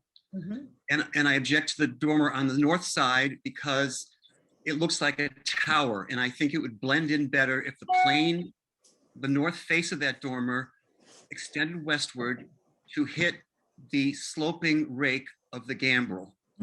And then rather than a pitched roof on top of that new dormer, that just a flat roof that, is pitched obviously for drainage, but is visually flat. And you gain more space by doing that. Yeah, you could get more space inside. Can't be a bad thing. Other board members? Okay. I have two issues. I think I agree with what Peter's saying, but I guess one of my issues is the drawings that I'm looking at that were submitted don't match what's shown on the screen. I'm not sure that's Right. public. Yes, So we correct. need to make sure that the drawings that we've been asked to review and the drawings that are shown to the public match, and that needs to happen. And I have Mark's, the same concern as Mark, not so much about the design of the house. I mean, everyone has a right to their own, opinion and desires for their own home. I just want the drawings to be accurate so we can review the right thing. Yeah, we apologize for that. I mean, I thought that he had already sent it, so I apologize on behalf of him. So we'll talk to him and make sure that gets corrected definitely next time. And so, and I think what you hear some of the board members saying is that there's concern about inconsistency about how the dormers were structured and that they run counter to the general style of the house in terms of the gambrel and the Dutch roof. And so I would suggest that you share this video, which will be on the website, with your architect so that you can discuss not only the redrafting, but the issue of the dormers that have been raised by the board, and it's your choice to incorporate those or not, and come back with us. But we try to work, Tamara and Joseph, with the applicants to come up with a design that works for everybody, and that's to the house. I mean, this is a cute little house that's been left really in disrepair. So your efforts to fix it up do not go unnoticed. So I'm only sorry that for whatever reason and by whomever's direction started the project without coming to the board, you're in this predicament where that which you built is not satisfactory, or at least might get the approval of at least some of the board members, maybe perhaps the whole board. But so it's an incomplete file at the moment because of the drawings, but you have the opportunity to go back to your architect and weigh these concerns with him or her. Could I also ask Sure. that the materials be more clearly spelled out? Maybe it's because I'm old, but my beady little eyes can't come up with all of the materials. So if they were clearer, that would also help us during the next presentation. Yeah, well, Sarah and I either have the same eyes or we're from the same vintage. So yeah, I too found myself struggling to read the material descriptions. Anyway, so I'm going to move that we adjourn this and recognizing that the file is incomplete. At the same time, Tamara and Joseph, if you can share some of the concerns that were expressed here with your architect and think about it, we'll see you in a couple of weeks. Thank you for your time. Really appreciate it. Okay, any comments from the public? No hands up, Jeff. Okay, so I move that we, well, Alice, are we accepting the applicant's request, or is this, I'm just making the determination that it's an incomplete file? It doesn't matter, whichever you prefer. Okay, let's deem the file incomplete, and I move that we adjourn this application to our next meeting to allow the applicant to complete the files as requested. Do I have a second on that? Second. All in favor? Aye. Aye. Any opposed? No. Again, Tamara and Joseph, the efforts you're making on this house don't go unnoticed. So thank you for that. Thank you for your time. Thank you Okay, all. good. night. We'll see you in a couple of weeks. I think the next meeting is the 26th, Jeff. 26, yeah, that's 2 weeks. Thank you. Yep. Okay. All right, I did get the email from, what was his name? Nicholas Farrow. I got his Okay. do you want me to bring him in? Yes, let's do that, but let me just get rid of this next bit of bookkeeping here. Application number 9, Emily Chien and Thomas Mahoney, 22 Cobble Lane. The applicant requests an adjournment to April 26. I move that we accept the applicant's request to adjourn. Second. To April 26. Peter second. All in favor? Aye. Aye. Aye. Okay. So now I recall second call for, this was 32 Cooper, right? Yeah. 32 Call Cooper the Street. application of Anderson Benedetti at 32 Cooper Street, additions and alterations.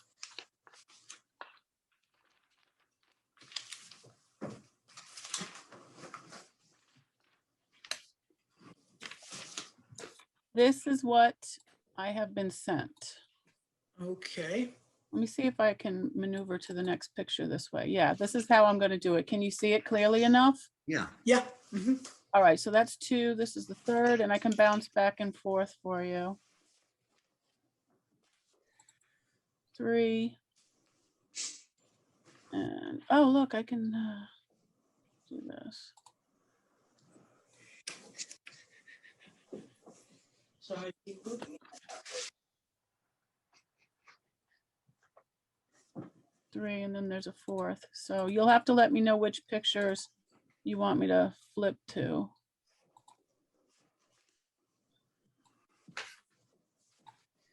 Okay, this is 4. I'm just seeing the first one. This is, oh, okay. Oh, really? Okay. Yeah. Yeah, we're just seeing the survey. I see. I gotcha. I gotcha. All right. Let's see. Let me spin it. Is that better? Yeah, it's good. Still the survey. Okay. All right. Do you want to see something else? That's what I'm asking. Yeah. All right. Hold on. Do, do, do, do, do. Oops.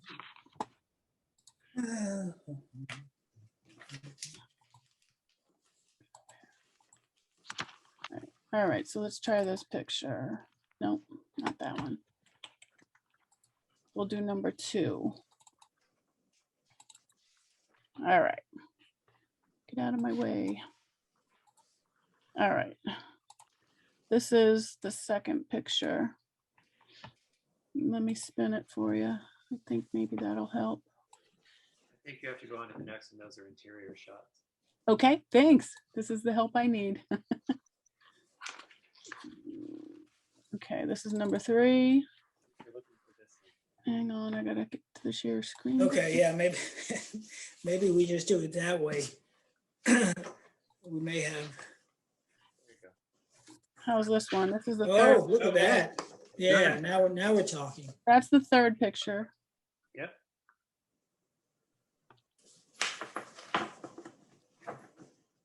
And then there's one more after this one. Yeah, you should have one at the north and east elevation as well. Right. So are you going to look at this one first? Or you want me to? No, put the- let's look at the front elevation. Okay, so this is the 3rd picture and the 4th that you like. Hold on. Which is the north elevation. Right. Share screen. This one and share. All right. Okay, now we're going. So Nicholas, reintroduce yourself and then walk us around the house. The front, which is the north, to the left elevation, which is the east, and then around back, and then around to the front again. Okay? Okay. Apologize for the delay, everybody. Nicholas Vera, architect, 120 Mill Road for the applicant. Okay, so the last time we were here, I think there was a concern that we were overstating ourselves with the rear elevation and that our new ridge was higher than the ridge on the existing house, which I think was described as a 4x4 hip roof, very traditional style found in the village of Southampton. So we reduced the size of the rear addition in width so that our ridge was actually a little bit lower than the existing ridge, and that's depicted on the north elevation. As you walk to the clockwise around the house to the east elevation, the majority of the addition in the house, it's 39 feet from the existing residence, but realize that we're taking down, we're redoing the existing first floor of the house. So the back of the house is a one-story addition as it exists right now. And we're adding the second story to it per se.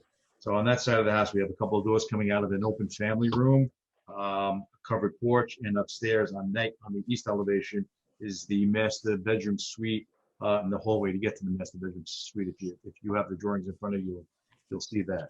I believe we want to go to the next drawing, the other 2 elevations, please. Okay, hang on one second. And I apologize for this. Pat's got skills. And I normally do too when I'm in my office. And I apologize. That's okay. I do this with 20 design students every Wednesday for 4 hours. So you think I should know better. And share. All right. Okay.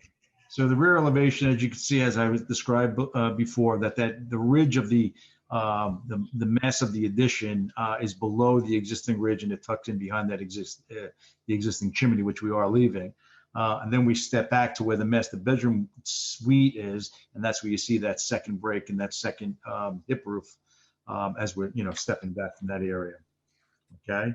As you continue to walk around to the west elevation, we stepped back our new addition on the second floor to create a break in the two-story facade.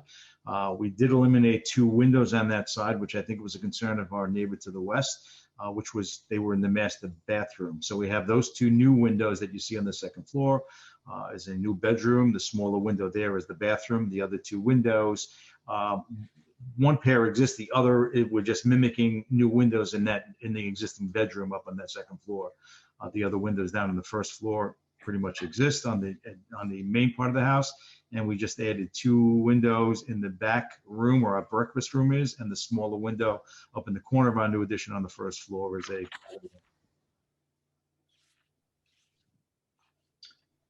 And that's the elevations. So you can see I guess the main concern was how the addition tied into behind the new house. So it's not any higher. Actually, it's a little bit lower than the existing house, the ridge. That's what I was asked to look at from the board at our last meeting. Okay, let me turn it over to board members. Comment, questions, concerns? Thank you very much for listening to us. I think you did a good job. Thank you. I think the changes. That may be a record for Peter, by the way. No, that's not true, Jeff. I always compliment good work, and you know that. No, I know, in terms of brevity. And I vilify bad work. Okay, other board members. I appreciate you taking the concerns of the board and applying them, and I think it's a pretty house. Thank you. Okay. Okay. Yeah, I agree. My biggest concern were the windows on the west elevation that had been fixed. So I think it's fine. I still feel it's a little bit of the wag the dog, but you did listen to the set above all the roof setbacks, and you have lessened the impact of the windows on the second floor, in my opinion. Yeah, and for my part, since John and I live very close by and we go down that street, preserving the front dimensions and not going wide is appreciated, and we've been dealing with narrow lots earlier this evening, so keeping that is appreciated. Especially on that street, there are so many adorable little homes surrounding it. Yeah. So, yep. So let's do this. Let's open it to the public for any comment. And Jeff, there are no hands up at this time. Okay. So without any further comments from the applicant or the board, then I move that we accept the application now hidden under papers, that of Anderson Benedetti at 32 Cooper Street with additions and alterations as submitted. Do I have a second on that? Second. Okay, all in favor? Aye. Aye. Any nays? One opposed. Okay, Sarah's opposed. So Nick, thank you very much. So it's approved. And so thank you for the changes and the listening. So appreciate it. Have a good night, everyone. Thank you. And thanks for the photos. You too. Yeah, thanks for that too. Yeah. All right, bye-bye. Okay, so back to the order of service. Hold on a second. Let me just order my things here. Jeff reminds me of a duck that's always upside down looking for food under the water. Thanks. Well, I'll take that. I'll take that as a compliment. Okay. So the next application, that is Colby Arden at 66 Halsey Street, 1.5-story single-family dwelling and exterior alterations to Accessory Structure. This is a new application. Alice, how are we doing on notice and postings? We have the affidavits and they're in order. Okay. All right, Lisa Zaloga and Colby Arden are both in. Hi, Okay. Lisa. So, hold on a second. So who's ever speaking for the applicant, Colby and Lisa, please identify yourself with your name, address, and firm. Oh, Lisa, we can't hear you, hon. Hold on. That's Turn your sound up. Like on your computer, turn it up. You're muted. Because you are unmuted. Hear me now? Yes. Okay. I hear you really loud now. Lisa Zaloga, 1375 North Sea Road, Southampton, New York. I'm the architect. And Colby, can you identify yourself as well? Yeah, sure. Colby Arden, Okay, and your address, Colby? 66 Halsey Street, Southampton. Okay, good. Okay, Lisa, the floor is yours. okay. And the screen. Yep.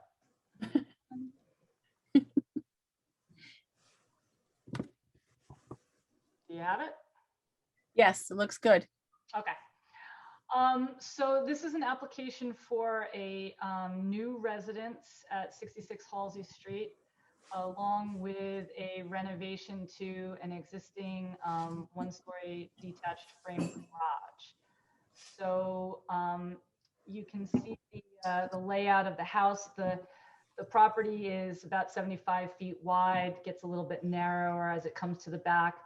And the street is kind of a little bit cockeyed to the property line. So you can see how the house is laid out, and it's parallel to the street.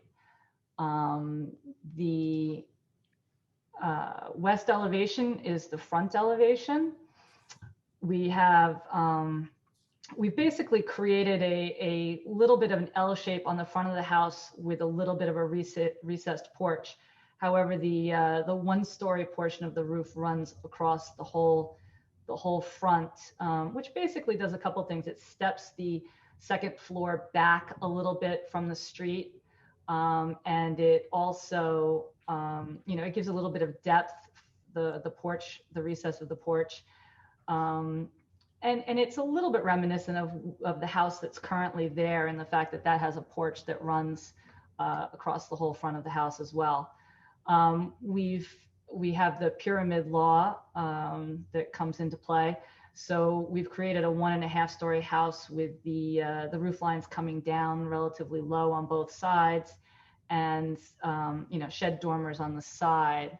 So along the south elevation, you can see that porch roof sticking off on the front there.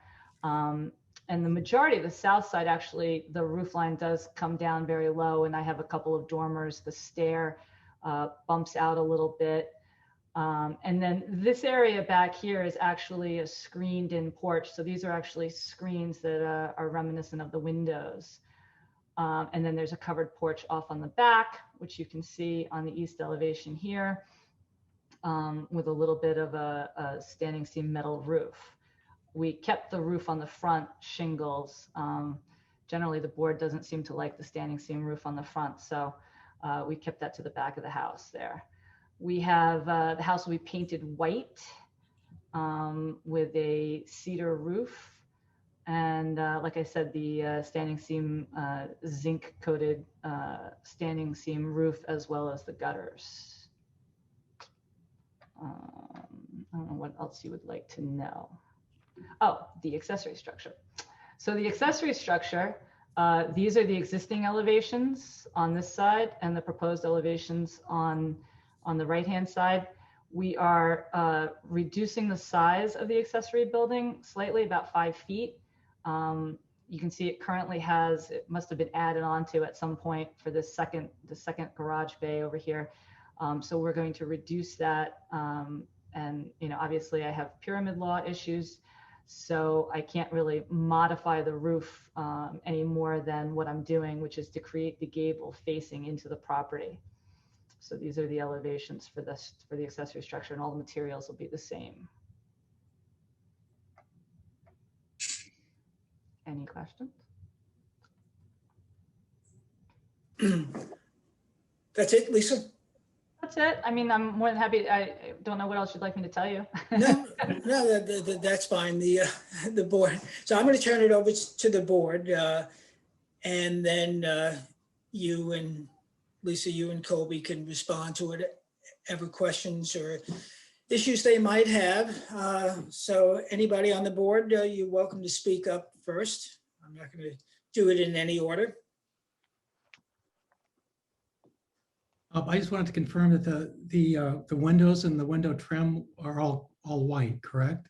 They're all white, and it will be boral. I believe that the board has learned about boral relatively recently, which is it's a fly ash material. It's not AZAC, so hopefully the board will be more happy with that as opposed to the AZAC. Yeah. And that, Lisa, that's on the trim, did you say? Correct. Yes, the windows are Anderson A windows, white. I mean, overall, I think it's a very nice looking house. My only comment would be those oversized windows on the right side of the front.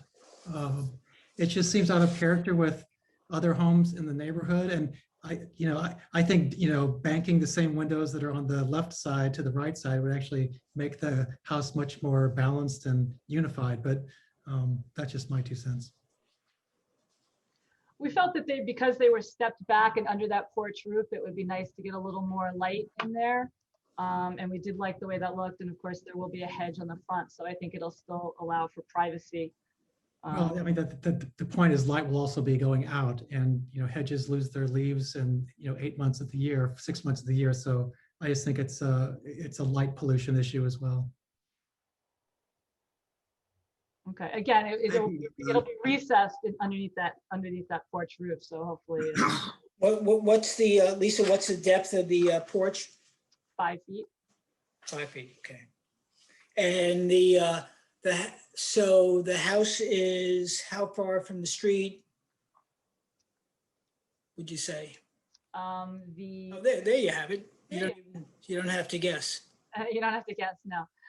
So I'm just trying to see what the So numbers are. it looks like 42 feet to the in-line. The front of that porch is about 40 feet. So the wall of those is about 45, 46 feet. 45 feet or so from the street. Mm-hmm. Okay. I think Lisa does beautiful work.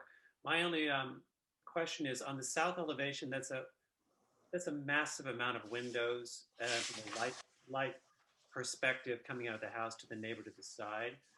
I just think that if there was a way to reduce the windows by the stairway, just to lessen a little bit the sideways light coming out of the house, because there's a whole lot of light heading for a neighbor there at night.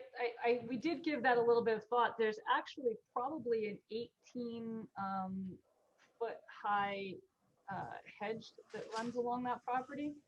Yeah. So really, I don't think that you're going to ever be able to see. You can see this evergreen wall along with a fence in between these properties. It'd be really, really hard to get any light through that. That's the neighbor to the side there. So you can see how tall that hedge is. It's about 8, it could be 20 feet tall. It's not actually hedges, it's evergreen trees. I think there are arborvitaes, aren't they? Yeah. That's just my one comment, because there just seems to be any driving down the street, when you look down the side of that house, there's a lot of light coming out that side of the house. But Yeah, I think, am I correct in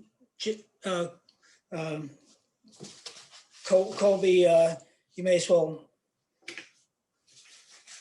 I'm sorry, yeah, you may as well meet your neighbor, John, across the street. John, am I correct? And Lisa, you would know as well. The house to the south is a rather large house, is it not? In addition to the hedges? It is. Yeah, so This is the house to the south. yeah. And where is that in relationship in terms of frontage to your, the application? You mean, will it be in line? Yeah. Mhm. They are relatively in line. Again, it's an 18, we kept this plate height down, and there's really Yeah. not any second floor windows facing that direction other than these cute ones here. So I mean, this plate height is only about 13 feet high, and like I said, that hedge is up here. It's about 18 to 20 Yeah. feet high, or I keep calling it a hedge, but the evergreen trees. So I really think it would be relatively difficult.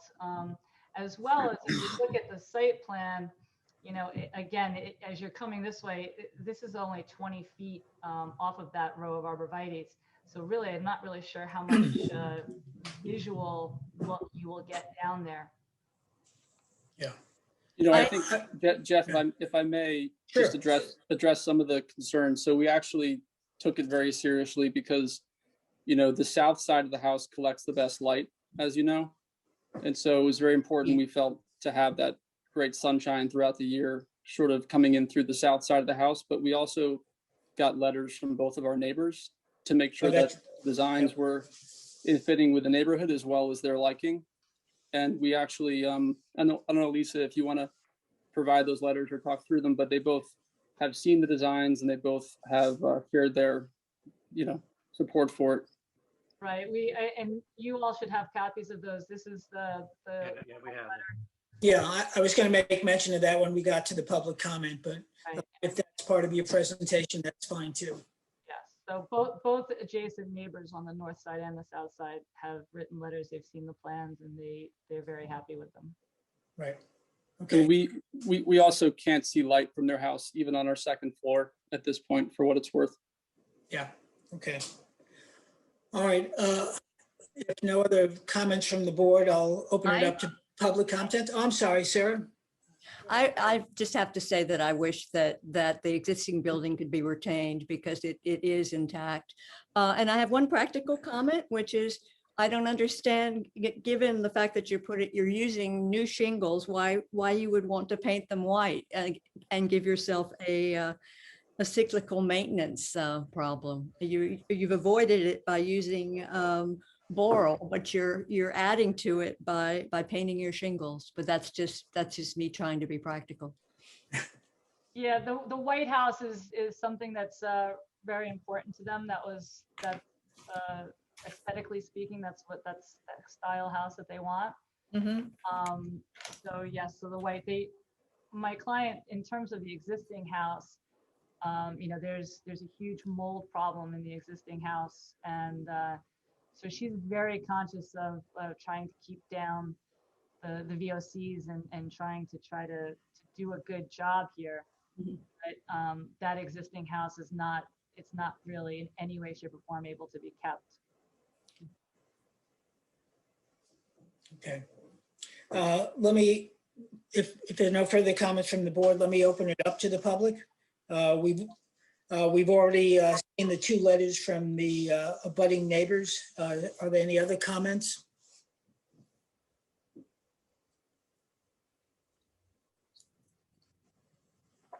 Kat? Yeah, Jeff, I don't see any hands up. Okay, so unless there are other comments from the board or the applicant, I think we can vote on this. All right, so I move that we accept the application of, now I gotta get back to my order here. Colby Arden at 66 Halsey Street for 1.5 story single-family dwelling and exterior alterations to accessory structure as submitted. Do I have a second on that? So am I going to second that? Second. Okay, all in favor? Aye. Aye.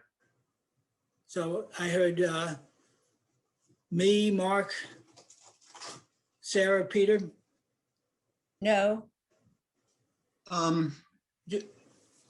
It's a fait accompli. I'm very disappointed you're not keeping the existing house. I realize that I have no say over it. And Lisa, your design is successful. And one reason is that it's about the same size as the existing house. It's the same width, just about. And I wish that you would gut it and put your addition out the back. Lisa, do you want to That's comment all I on can that? say. Sorry? I say, did you want to comment on that? I'm sorry, I know we had a motion, Yeah, but I mean, like I said, there's no real way to renovate that house. The mold, my client has been in the hospital. She's sick from the mold. And there's a crawl space underneath, half of it, dirt floors with a tiny little basement underneath. There's really Let me no interrupt. No one wants you to have a cellar with a dirt floor or a house with mold. These things can be alleviated by a gut job and a new foundation.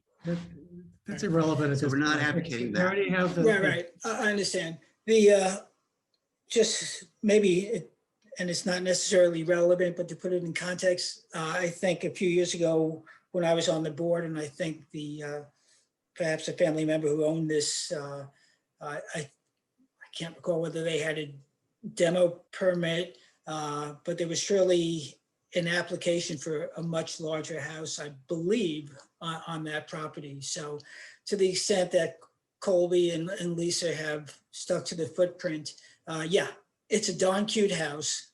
And it would be nice if they could or chose to do something. We have the design in front of us, and I think that's to vote on. So let me go back to the motion, which was seconded. Let me put it to a vote. All those in favor? I'm an aye. Mark's an aye. John, are you an aye? If not for the windows, as I mentioned, I would vote for it, but I'm against for that reason. Okay. I actually, so- I understand I understand I have no standing in, my desires, but I do, so therefore I will vote yes, but I do agree with John that those windows should be smaller. 5 feet is not very deep. Okay, well, we've got, all right, so let me do this one more time. All those in favor say aye. I'm one, Mark's one. Who's the third one? Peter. Peter. No, I want the windows changed. I'm sorry. Oh, then that's, okay, so hold on. Let me withdraw the motion. I would vote yes if the windows were changed, because I understand that we cannot prevent the demolition. Okay, so let me table the motion and let's reopen this for discussion. Okay. So Peter, are you referring to the windows on the front of the house? Yeah, so the same was that John was referencing on the porch. Yes, that's all. So from my view, as I see it, those windows, given the setback and the porch, I think they create an interesting look. I'm less concerned about light pollution. And I think, again, given the recess and the porch, I think it's actually interesting looking.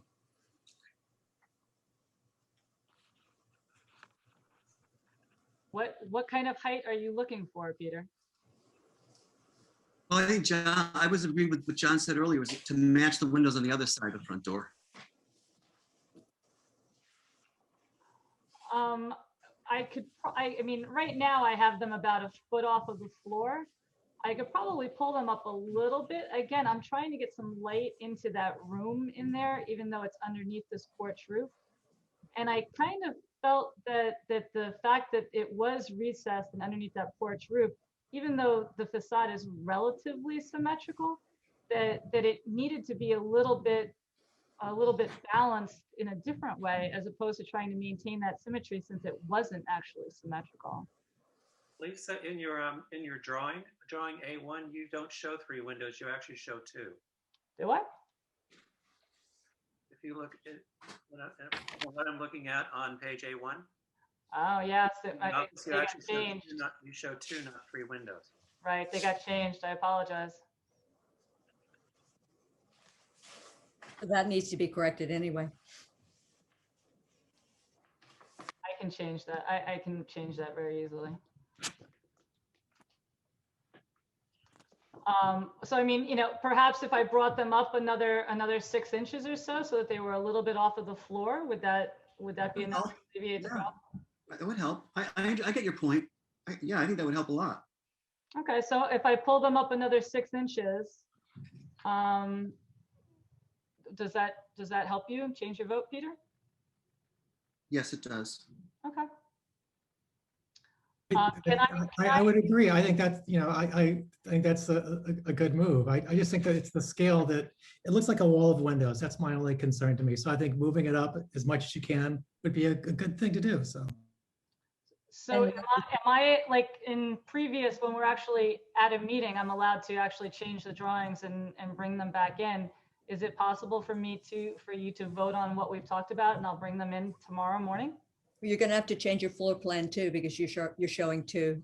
Absolutely, I will do that too. I'm with me. So is 6 inches? So right now, are they, what's the distance between the floor of the porch and the base of the window?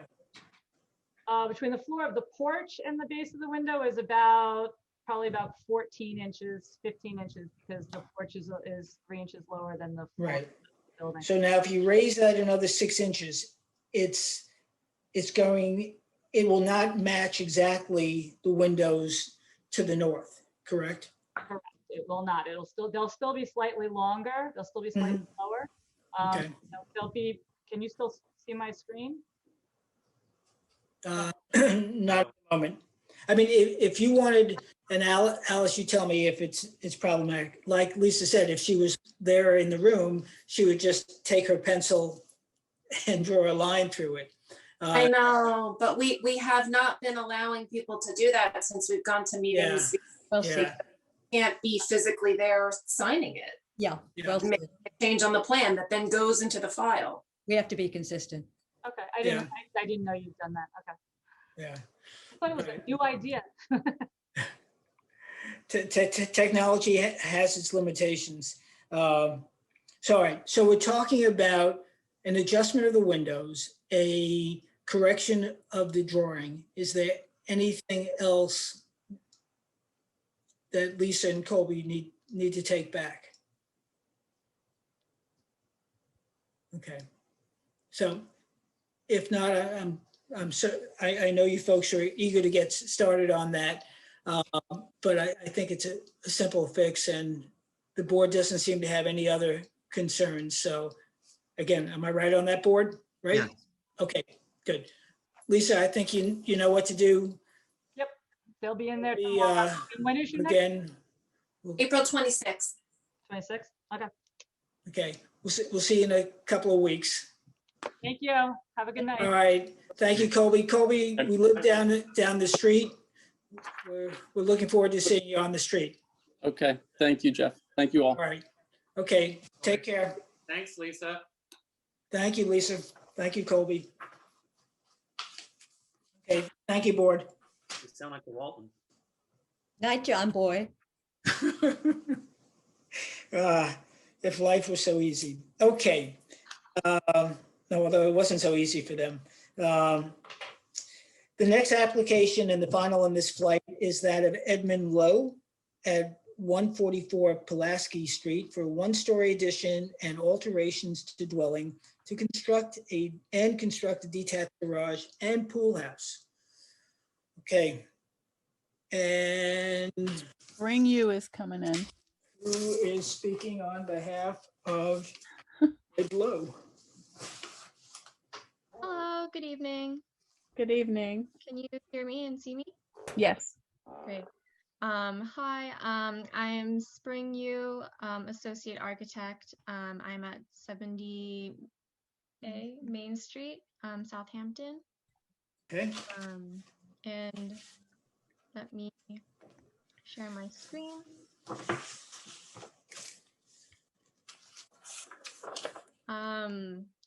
So here are 2 images of the existing house on 144 Pulaski.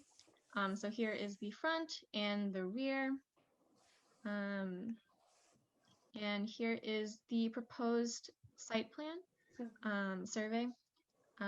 So here is the existing one-story little building.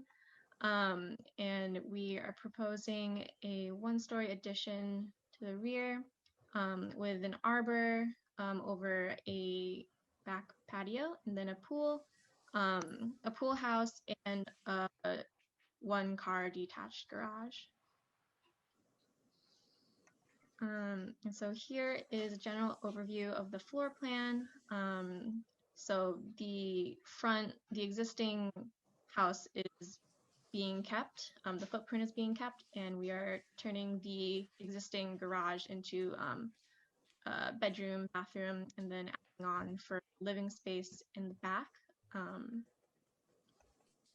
And so here we have the north elevation. So this part that I'm outlining here is the existing facade. And then here is the south elevation. And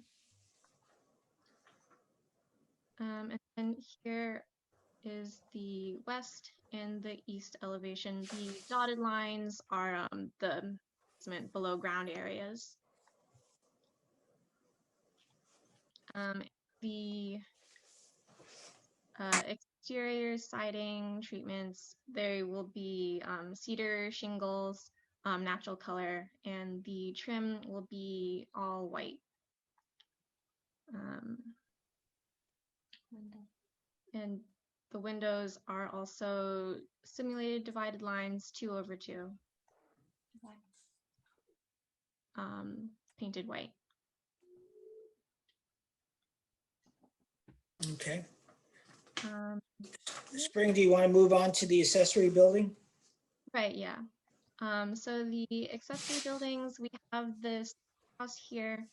So the pool house are this upper area here. And then the garage, the detached garage, are these down here. And just like the main building, same siding and window treatments, white and natural cedar shingles, white trim and natural cedar shingles.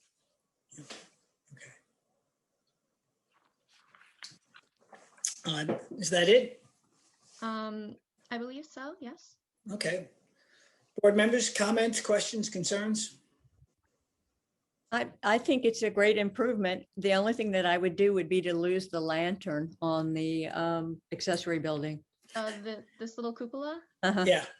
I think it looks good. You like the lantern? Peter, were you commenting about the overall design, or are you talking about the cupola? Oh. Uh-oh. Peter, are you muted? I think you lost him. Yeah. Oh, I'm sorry. No, I didn't know you were, the sound wigged out. I couldn't hear you for a minute.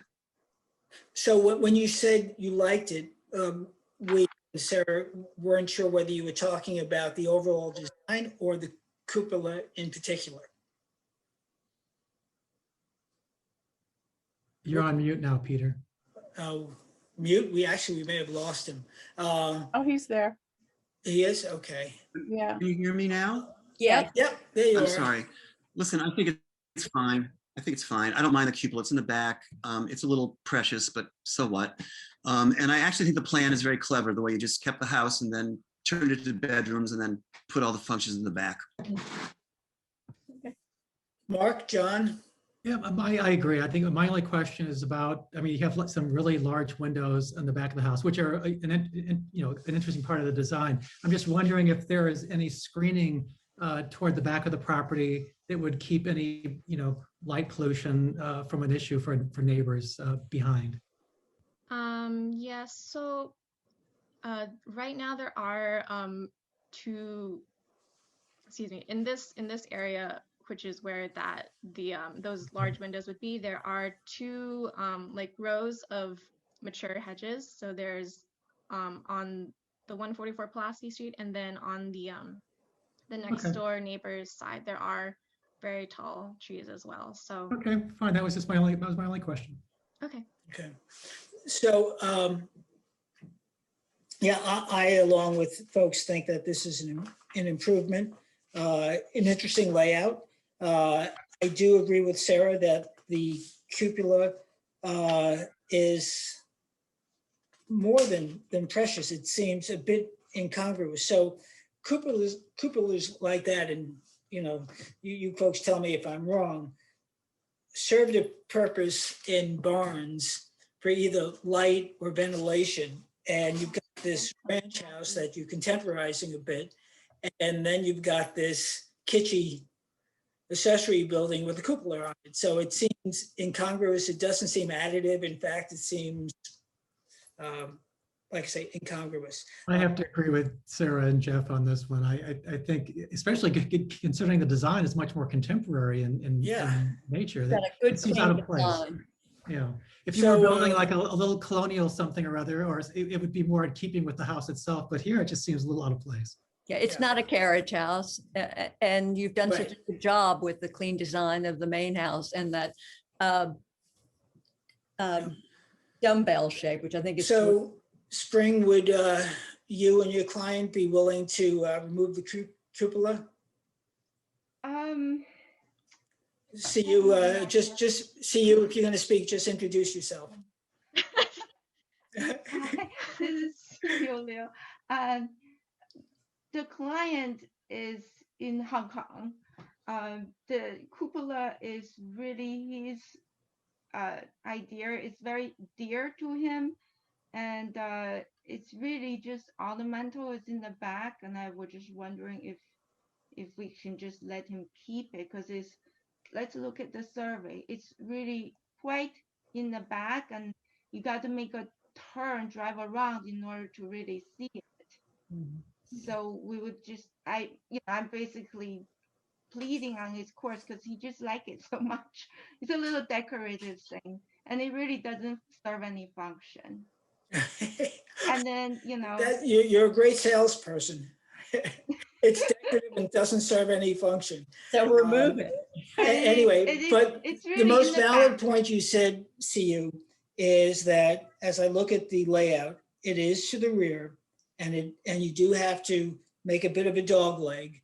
So it gets to Peter's point, is it something, even though it's not of favor to the board, would they overlook it on behalf of the client? So Considering the placement, it's like, yeah, I prefer it not, but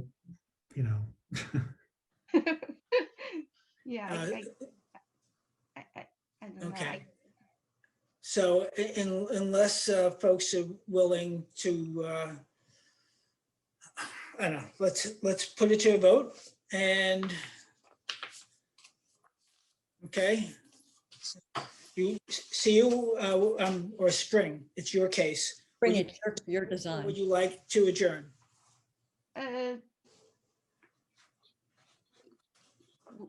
What do you mean by adjourning? Well, you've got the votes, I think. You got the votes? Okay. So If I get- is there any public comment? Okay, let's see. Nope, no public comment. Okay, so let's put it to a vote. I move that we accept the application of Edmund Lowe at 144 Pulaski Street for one-story addition and alterations to the dwelling, construct detached garage and pool house as submitted. All those in favor say aye. Aye. Aye. Aye. Okay, aye. All right, any opposed? No, all right. So you have a good job, Spring. She did most of it. She did a great job. Okay. 90%. Thank you so much for your time. Thank you. Well done. You're welcome. All right, thank you. So that concludes the public hearings for non-historic dwellings. We now move on to driveway gates, non-historic. We have two.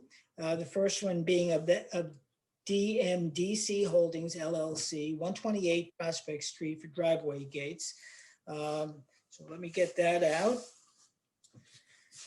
Okay. I'm bringing Dorian Virgosen. Okay.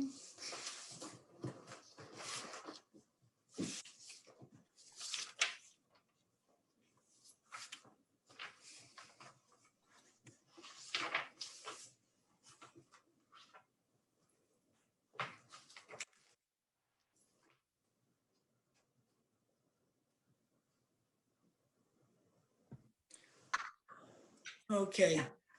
Hello, Dorian. Can you please identify yourself and provide us with your address? Hi, I'm Maria Virgos. Dorian is my husband. We're at. Oh, okay. I'm sorry, I didn't catch your first name again. Maria Virgos. Hi, Maria. I know we saw you the last time, so. Okay. Yes. So, so you resubmitted a rendering. The last time there were issues about the scale. So I'll let you address and share with us and the public that which you submitted. All right, well, Can you screen share? The picture of the gate? Yeah. Oh, I'm sorry. I don't know how to do that. I've always Okay. submitted the Let's plan. see, maybe can I hold it up or is that, oh, I'm not too good at that apparently. Well, your background is. Oh, I see, yeah. So John or Mark, you folks may have to do that. Yeah. No, your blur is on. Oh, let me turn my blur off. Yeah, It's- that's what I did earlier. It's like Marlena Dietrich said, it's all about the lighting. There you go. Okay. Okay, so it takes the issues to us are harmony with the neighborhood, dimensions, design, transparency, material, columns, and lighting. But you were here before, so the biggest issues were the scale and the transparency. Well, we made it as transparent as we could possibly make it. Yes, We yeah. also made it more, a cottage in feel. We slimmed down all the columns and all the bars. Right. And I think it's a very good design for the neighborhood. So, and the material, I believe it's AZAC.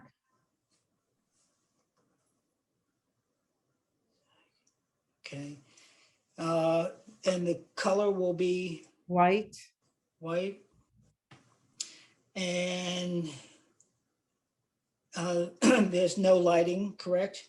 No, no lighting. No lighting, okay. What's the placement on the property? And how in the street? Well, it is recessed back from the street. Right, do you know how far back? How much? I mean, just as a guess, I think maybe 5 feet. No. It has to be at least 18 feet from the street. And I don't know. I didn't draw the plan, so I don't know. Yeah, East Hampton Gate did it. yeah. I don't think we have a. Just trying to look through here and see if I have anything in the old files. Lauren, do you know? Okay, and a mechanism, is there gonna be how are the gates gonna open and is there gonna be any keypad? I believe the keypad will be either on the column or close to the column. Okay, so, all right, I'll make some comments afterwards, but let me hear from the board members. Well, on that span of West Prospect, I drove by it again today. There are probably 2 different properties that have gates. One, the gates are set back so far back you can't even see them from the street. So that's why I ask about the placement of these gates on the street. I think it sets the precedent for that for gates on the street, and I think they're at 6 point, almost 7 feet tall. They're just they're too big in scale for that size of a property. I mean, we approved this size of a gate for an estate property with much more street frontage. So I think it's still way too big, and easily chop it to a 4-foot, 4.5-foot fence or a gate, and that might make the difference for me. Right. Other board members? I agree. It's too estate-like. I think if it were the height that John suggests, which is like a front yard fence height, it would be acceptable. Okay. But Mark, you'll have a chance to respond, Maria. I agree that I'd like to see it lower. Okay, but All right. really won't Sarah, be. let me just go through the board. I'm with the rest of the board. I think lower would be preferable. Right. So, yeah, I'll just add my comment too. So the scaling is still problematic for me. As I think it was John, you said, this is a scaling that's more akin to the estate properties. In fact, not only was I driving along West Prospect Street and had this, obviously there are a few, if any, gates, and they're a much smaller scale, but I also was on Halsey Neck, and I think it's 104 Halsey Neck. And I can show you the picture, but if you want to see it, but it's a similar gate, but it's 30 feet back. Well, it's a similar gate with 5-foot column, maybe 5.5 foot columns and a 5-foot gate. And it's 30 feet back from the street. So it gives the appearance of being a 4-foot gate. In your property, Maria, you're going to be closer to the street. We need to know the distance. So there needs to be a plot plan that shows where this is going to be. The board is very concerned about the scaling of a gate on a street that has 1 or 2 gates. And those gates are small by comparison and given the size of the property. So I would ask that what you're hearing from the board is it gives the appearance of a much larger gate. So I think take into account some of the direction in terms of scaling it down further in terms of its size and its scale, and maybe taking everything down, the columns down a foot or so, the gate down to whether it's 4 feet or 4 something, the control box being noted on the plan and not being on the street, and being in the column, if that's how you're going to do it. Again, this is a street that doesn't have any gates, so we'd like not to have goosenecks start appearing on the street. So there's a bit more work. You've come a real long way, but the concern still has to do with the vertical height, the distance from the street, and the mechanism being hidden. There's also a concern in terms of the material. The other gates on the street, the few that there are wood. AZAC on a gate tends to have a shiny look. I recognize that maintenance wise, it's preferable, but you add that up, you've got a gate that is problematic in terms of scale, material, positioning on the property, and the mechanism. Jeff? You're welcome to respond. Yes. It's Kat. There's a Michael Moran with his hand up. I don't know if he's with this application Yes, or he is. comment. He is with Okay.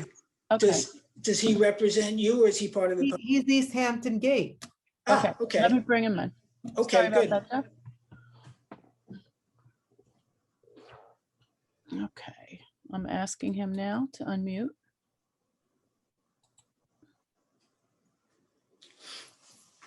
Okay.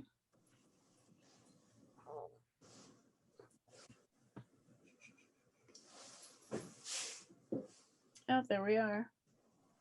Yeah, I see your forehead. There you go. Michael, can you just identify yourself and your firm and address? You just turn the light off over there. There you go. Michael Marin from East Hampton Fence and Gate. Yes. Sorry, I was trying to click in earlier, and so jumping into some of these points a little late. But Jeffrey, just to answer the last point you made about AZAC is not true. Most AZAC is primed and painted. You have absolutely no idea of the AZAC material underneath. Right. Well, you could ask for a sample, Jeff. Okay. Just painted white. Yeah. Okay. So yeah, if you can submit a sample, that would be great. Then we could actually see it. I believe you have a survey that was submitted several months ago with the location of the gate in relation to the house and the front yard. It might, it's not in the file in front of me, but I assume it would be. Yeah, it was. We covered it, I think, in the first meeting back in November. Okay, so then from the So then board, you can tell us what the you placement tell us is. how far back from the street it'll be? I believe it's 20 feet. Okay, good, thank you. And there really isn't much more room to go back any further than that. Right. This Yeah. house is fairly close to the street. The garage is fairly close. There's a parking and Right. turnaround that it's tough to. This house is up forward. There's Right. plenty of room for the gate, but there's not a lot of room to put it further back. Right. Okay. I'd point out that, I don't know, the last application that I submitted to this board back in November, it was on Toilsome, and that house was much closer to the street Right. with the same exact gate design that you folks approved. Right. Yeah, but there are gates on Toilsome. Right, so Or now. the distance, distance and scale and mass are all related in terms of visual. So And location. you may be precluded from putting it any further back, and that's fine. That's, 20 feet is acceptable. I think it has to be at least 18 feet off the street. Then the issue is, given where you're going to place it, how does it present itself? And so what you're hearing the board saying is that the presentation that close to the street, even though it's within, where you can place it, presents itself large and of a significant scale. Well, If that was 30 feet back, it would have a different look. But where it is, what the board is saying, can you and will you choose to reduce the scale of it, the actual dimensions, such that it's more like a 4-foot gate than a 6-foot gate with 7-foot columns? Well, we've reduced it twice already. No, but I was saying, Can I- would can you I- reduce can I it finish? down to something more akin to a 4-foot gate, 5-foot columns? A 4-foot gate. Can I Yeah. just say something? Last Yeah. time we were at a meeting, you said that you didn't have a problem with the height because there was Oh, no, I nobody never said across the that. street. No, I did that I know I never said. Not Well, on that that's what street. was said, that there wasn't No. much of a concern over the No. height because there are no neighbors across the street. No. No, I know, That wasn't I the know I limit. never said that. That comment was made, I think, by a board member who's not there tonight. Every board member is here, so I don't know who else, but regardless of that, we're here to opine or judge on that which you submitted. You're hearing the board say that they have a problem with the scale and the dimensions. And that I know you want to put a gate, you could put a gate in there. And what the board is saying is to get the board's approval, it should be something of a lesser scale.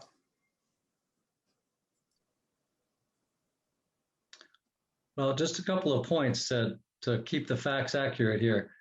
The house has at least a 20-foot hedge on the entire front yard.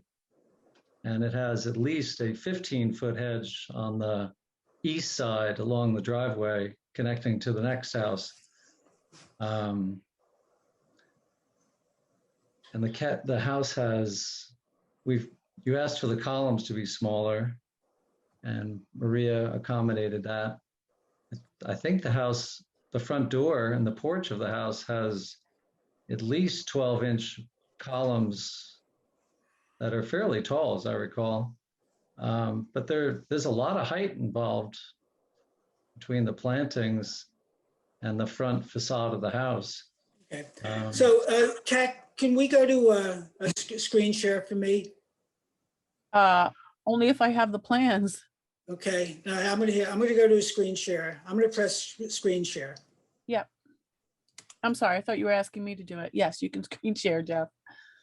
Okay. Okay, so let's see if we can do this. So the gates I was talking about before, I'm sorry, you see my grandson. Oh, how cute. Yeah, these, sorry about that. I didn't think all that stuff would come up. But these are gates on Halsey Neck. This one's 4 feet, this one's 5 feet, but 30 feet back. Let's take a drive down your street. Let's see if this comes up. Shoot. Bummer. Play on Zoom. Let's see.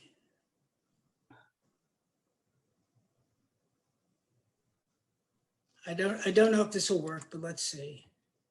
Oh, yeah, now click on. There you go, click it. Yep. So we're driving, can you see that? Yep. All right, we're driving down from Fowler Street. Okay, no gate. No gate. No gate.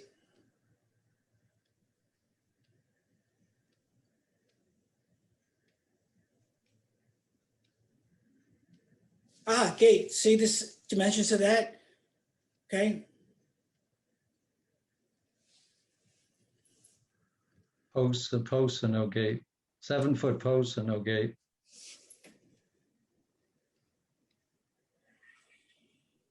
There was a gate back there just a second ago. yeah. There's another gate. There's another gate right Where? there. Set way back. Yeah, but not on this street. Okay, That's not on this street. You just showed the picture of a couple of houses down the road with this gates. is on this street. This is on West Prospect Street. And so were the okay. gates that you just showed before. I think you're not hearing what we're trying to tell you or what we're trying to advise you. So, Yeah.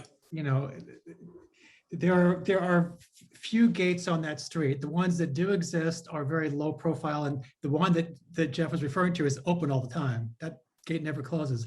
The other gate is set back probably 30 feet into the property. You could barely see it. So it's actually very transparent. The gate you're proposing there, that's the one. That gate is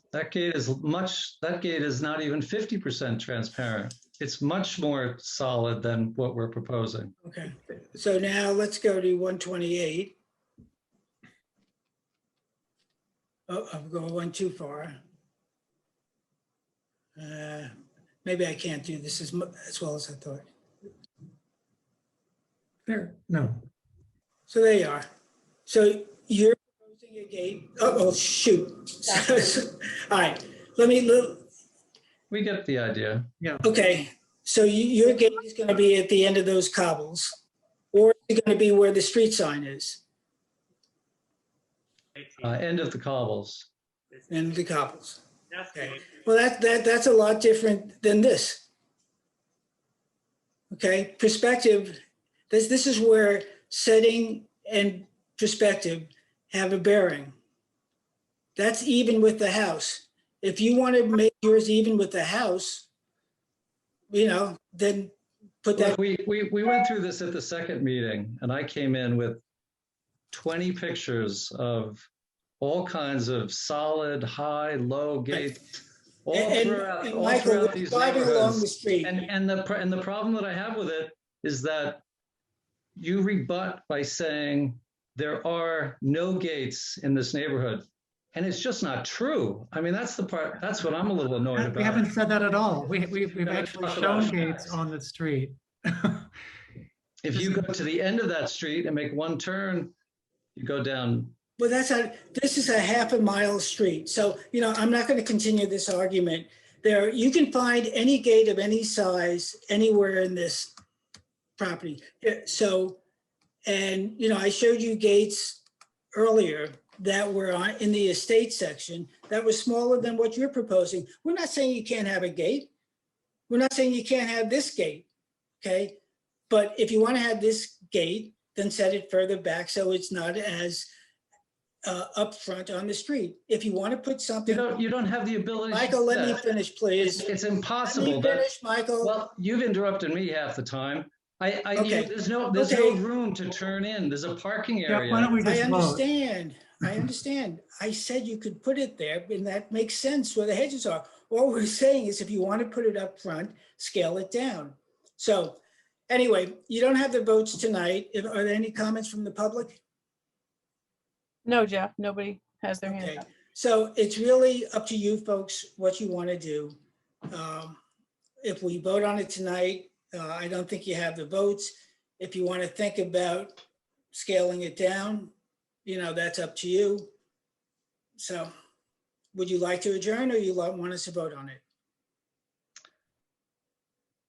I don't even know if the homeowner is there. Is Doreen Maria there? I don't see her.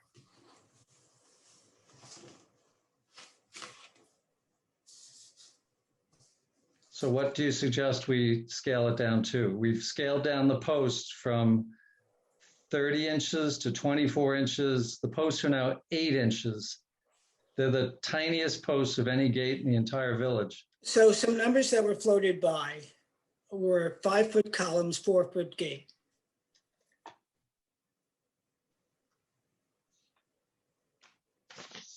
Do we even need a permit for that? Yes. 4-foot fencing in the front yard? Oh, I guess so the columns are a little bigger. Not a fence.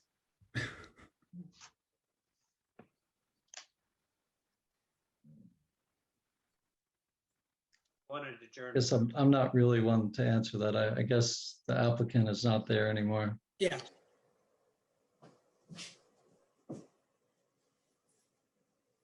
So then we should. So I guess we'll table it and we'll adjourn it. Yeah, okay. So I move that, unless there's public comment, None. none, okay. Then I move that we accept the applicant's request to adjourn to the next meeting. All right, thank you, Michael. I'm sorry, we both lost our patience there for a second. I just want you to keep it. Uh-oh. Oh, we lost you. You froze. I can bring him back in because I only put him in the attendees. Hold on. My fault. But the homeowner is back. Okay. So we've adjourned this to the next one, but if you want to make a closing comment, you're here.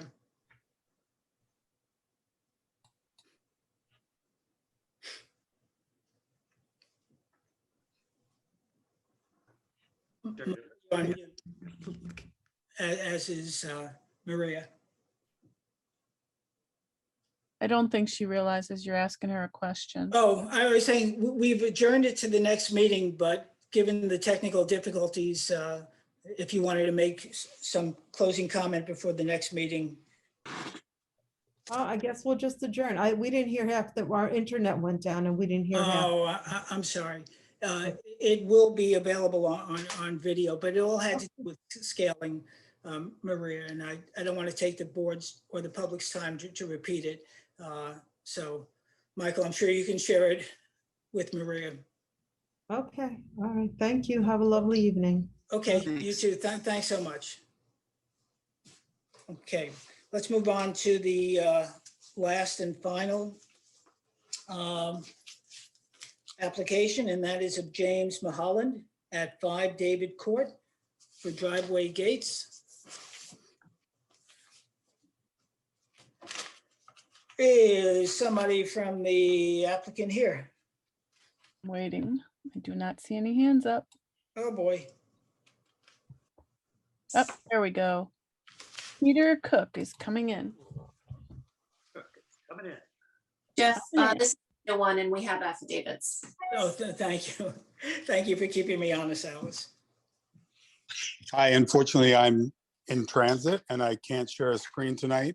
Actually, I wasn't aware I was going to have to, but I'm happy to review the project and Yeah. and answer any what questions. we'll do is we'll have our banner, one of our banner holders up. Okay, so let's do the first. Peter, identify yourself, your firm, and your address. Peter Cook Architects, 728 Montauk Highway, Watermill, New York. Architect for the owner, James Mulholland. Okay, so one of our members will hold up the driveway. Why don't we do this? The driveway plan on G2. Yeah, I can give you a little background. This is for David's Court. John's which is, holding it up. Yeah, actually, you know what would be helpful? The first one, G1, which would be the plot layout in terms of the distance from the road and where it aligns to the hedges and the mechanism. Thanks, And- Vanna. Okay, It's 2G1 is the plan of the gate.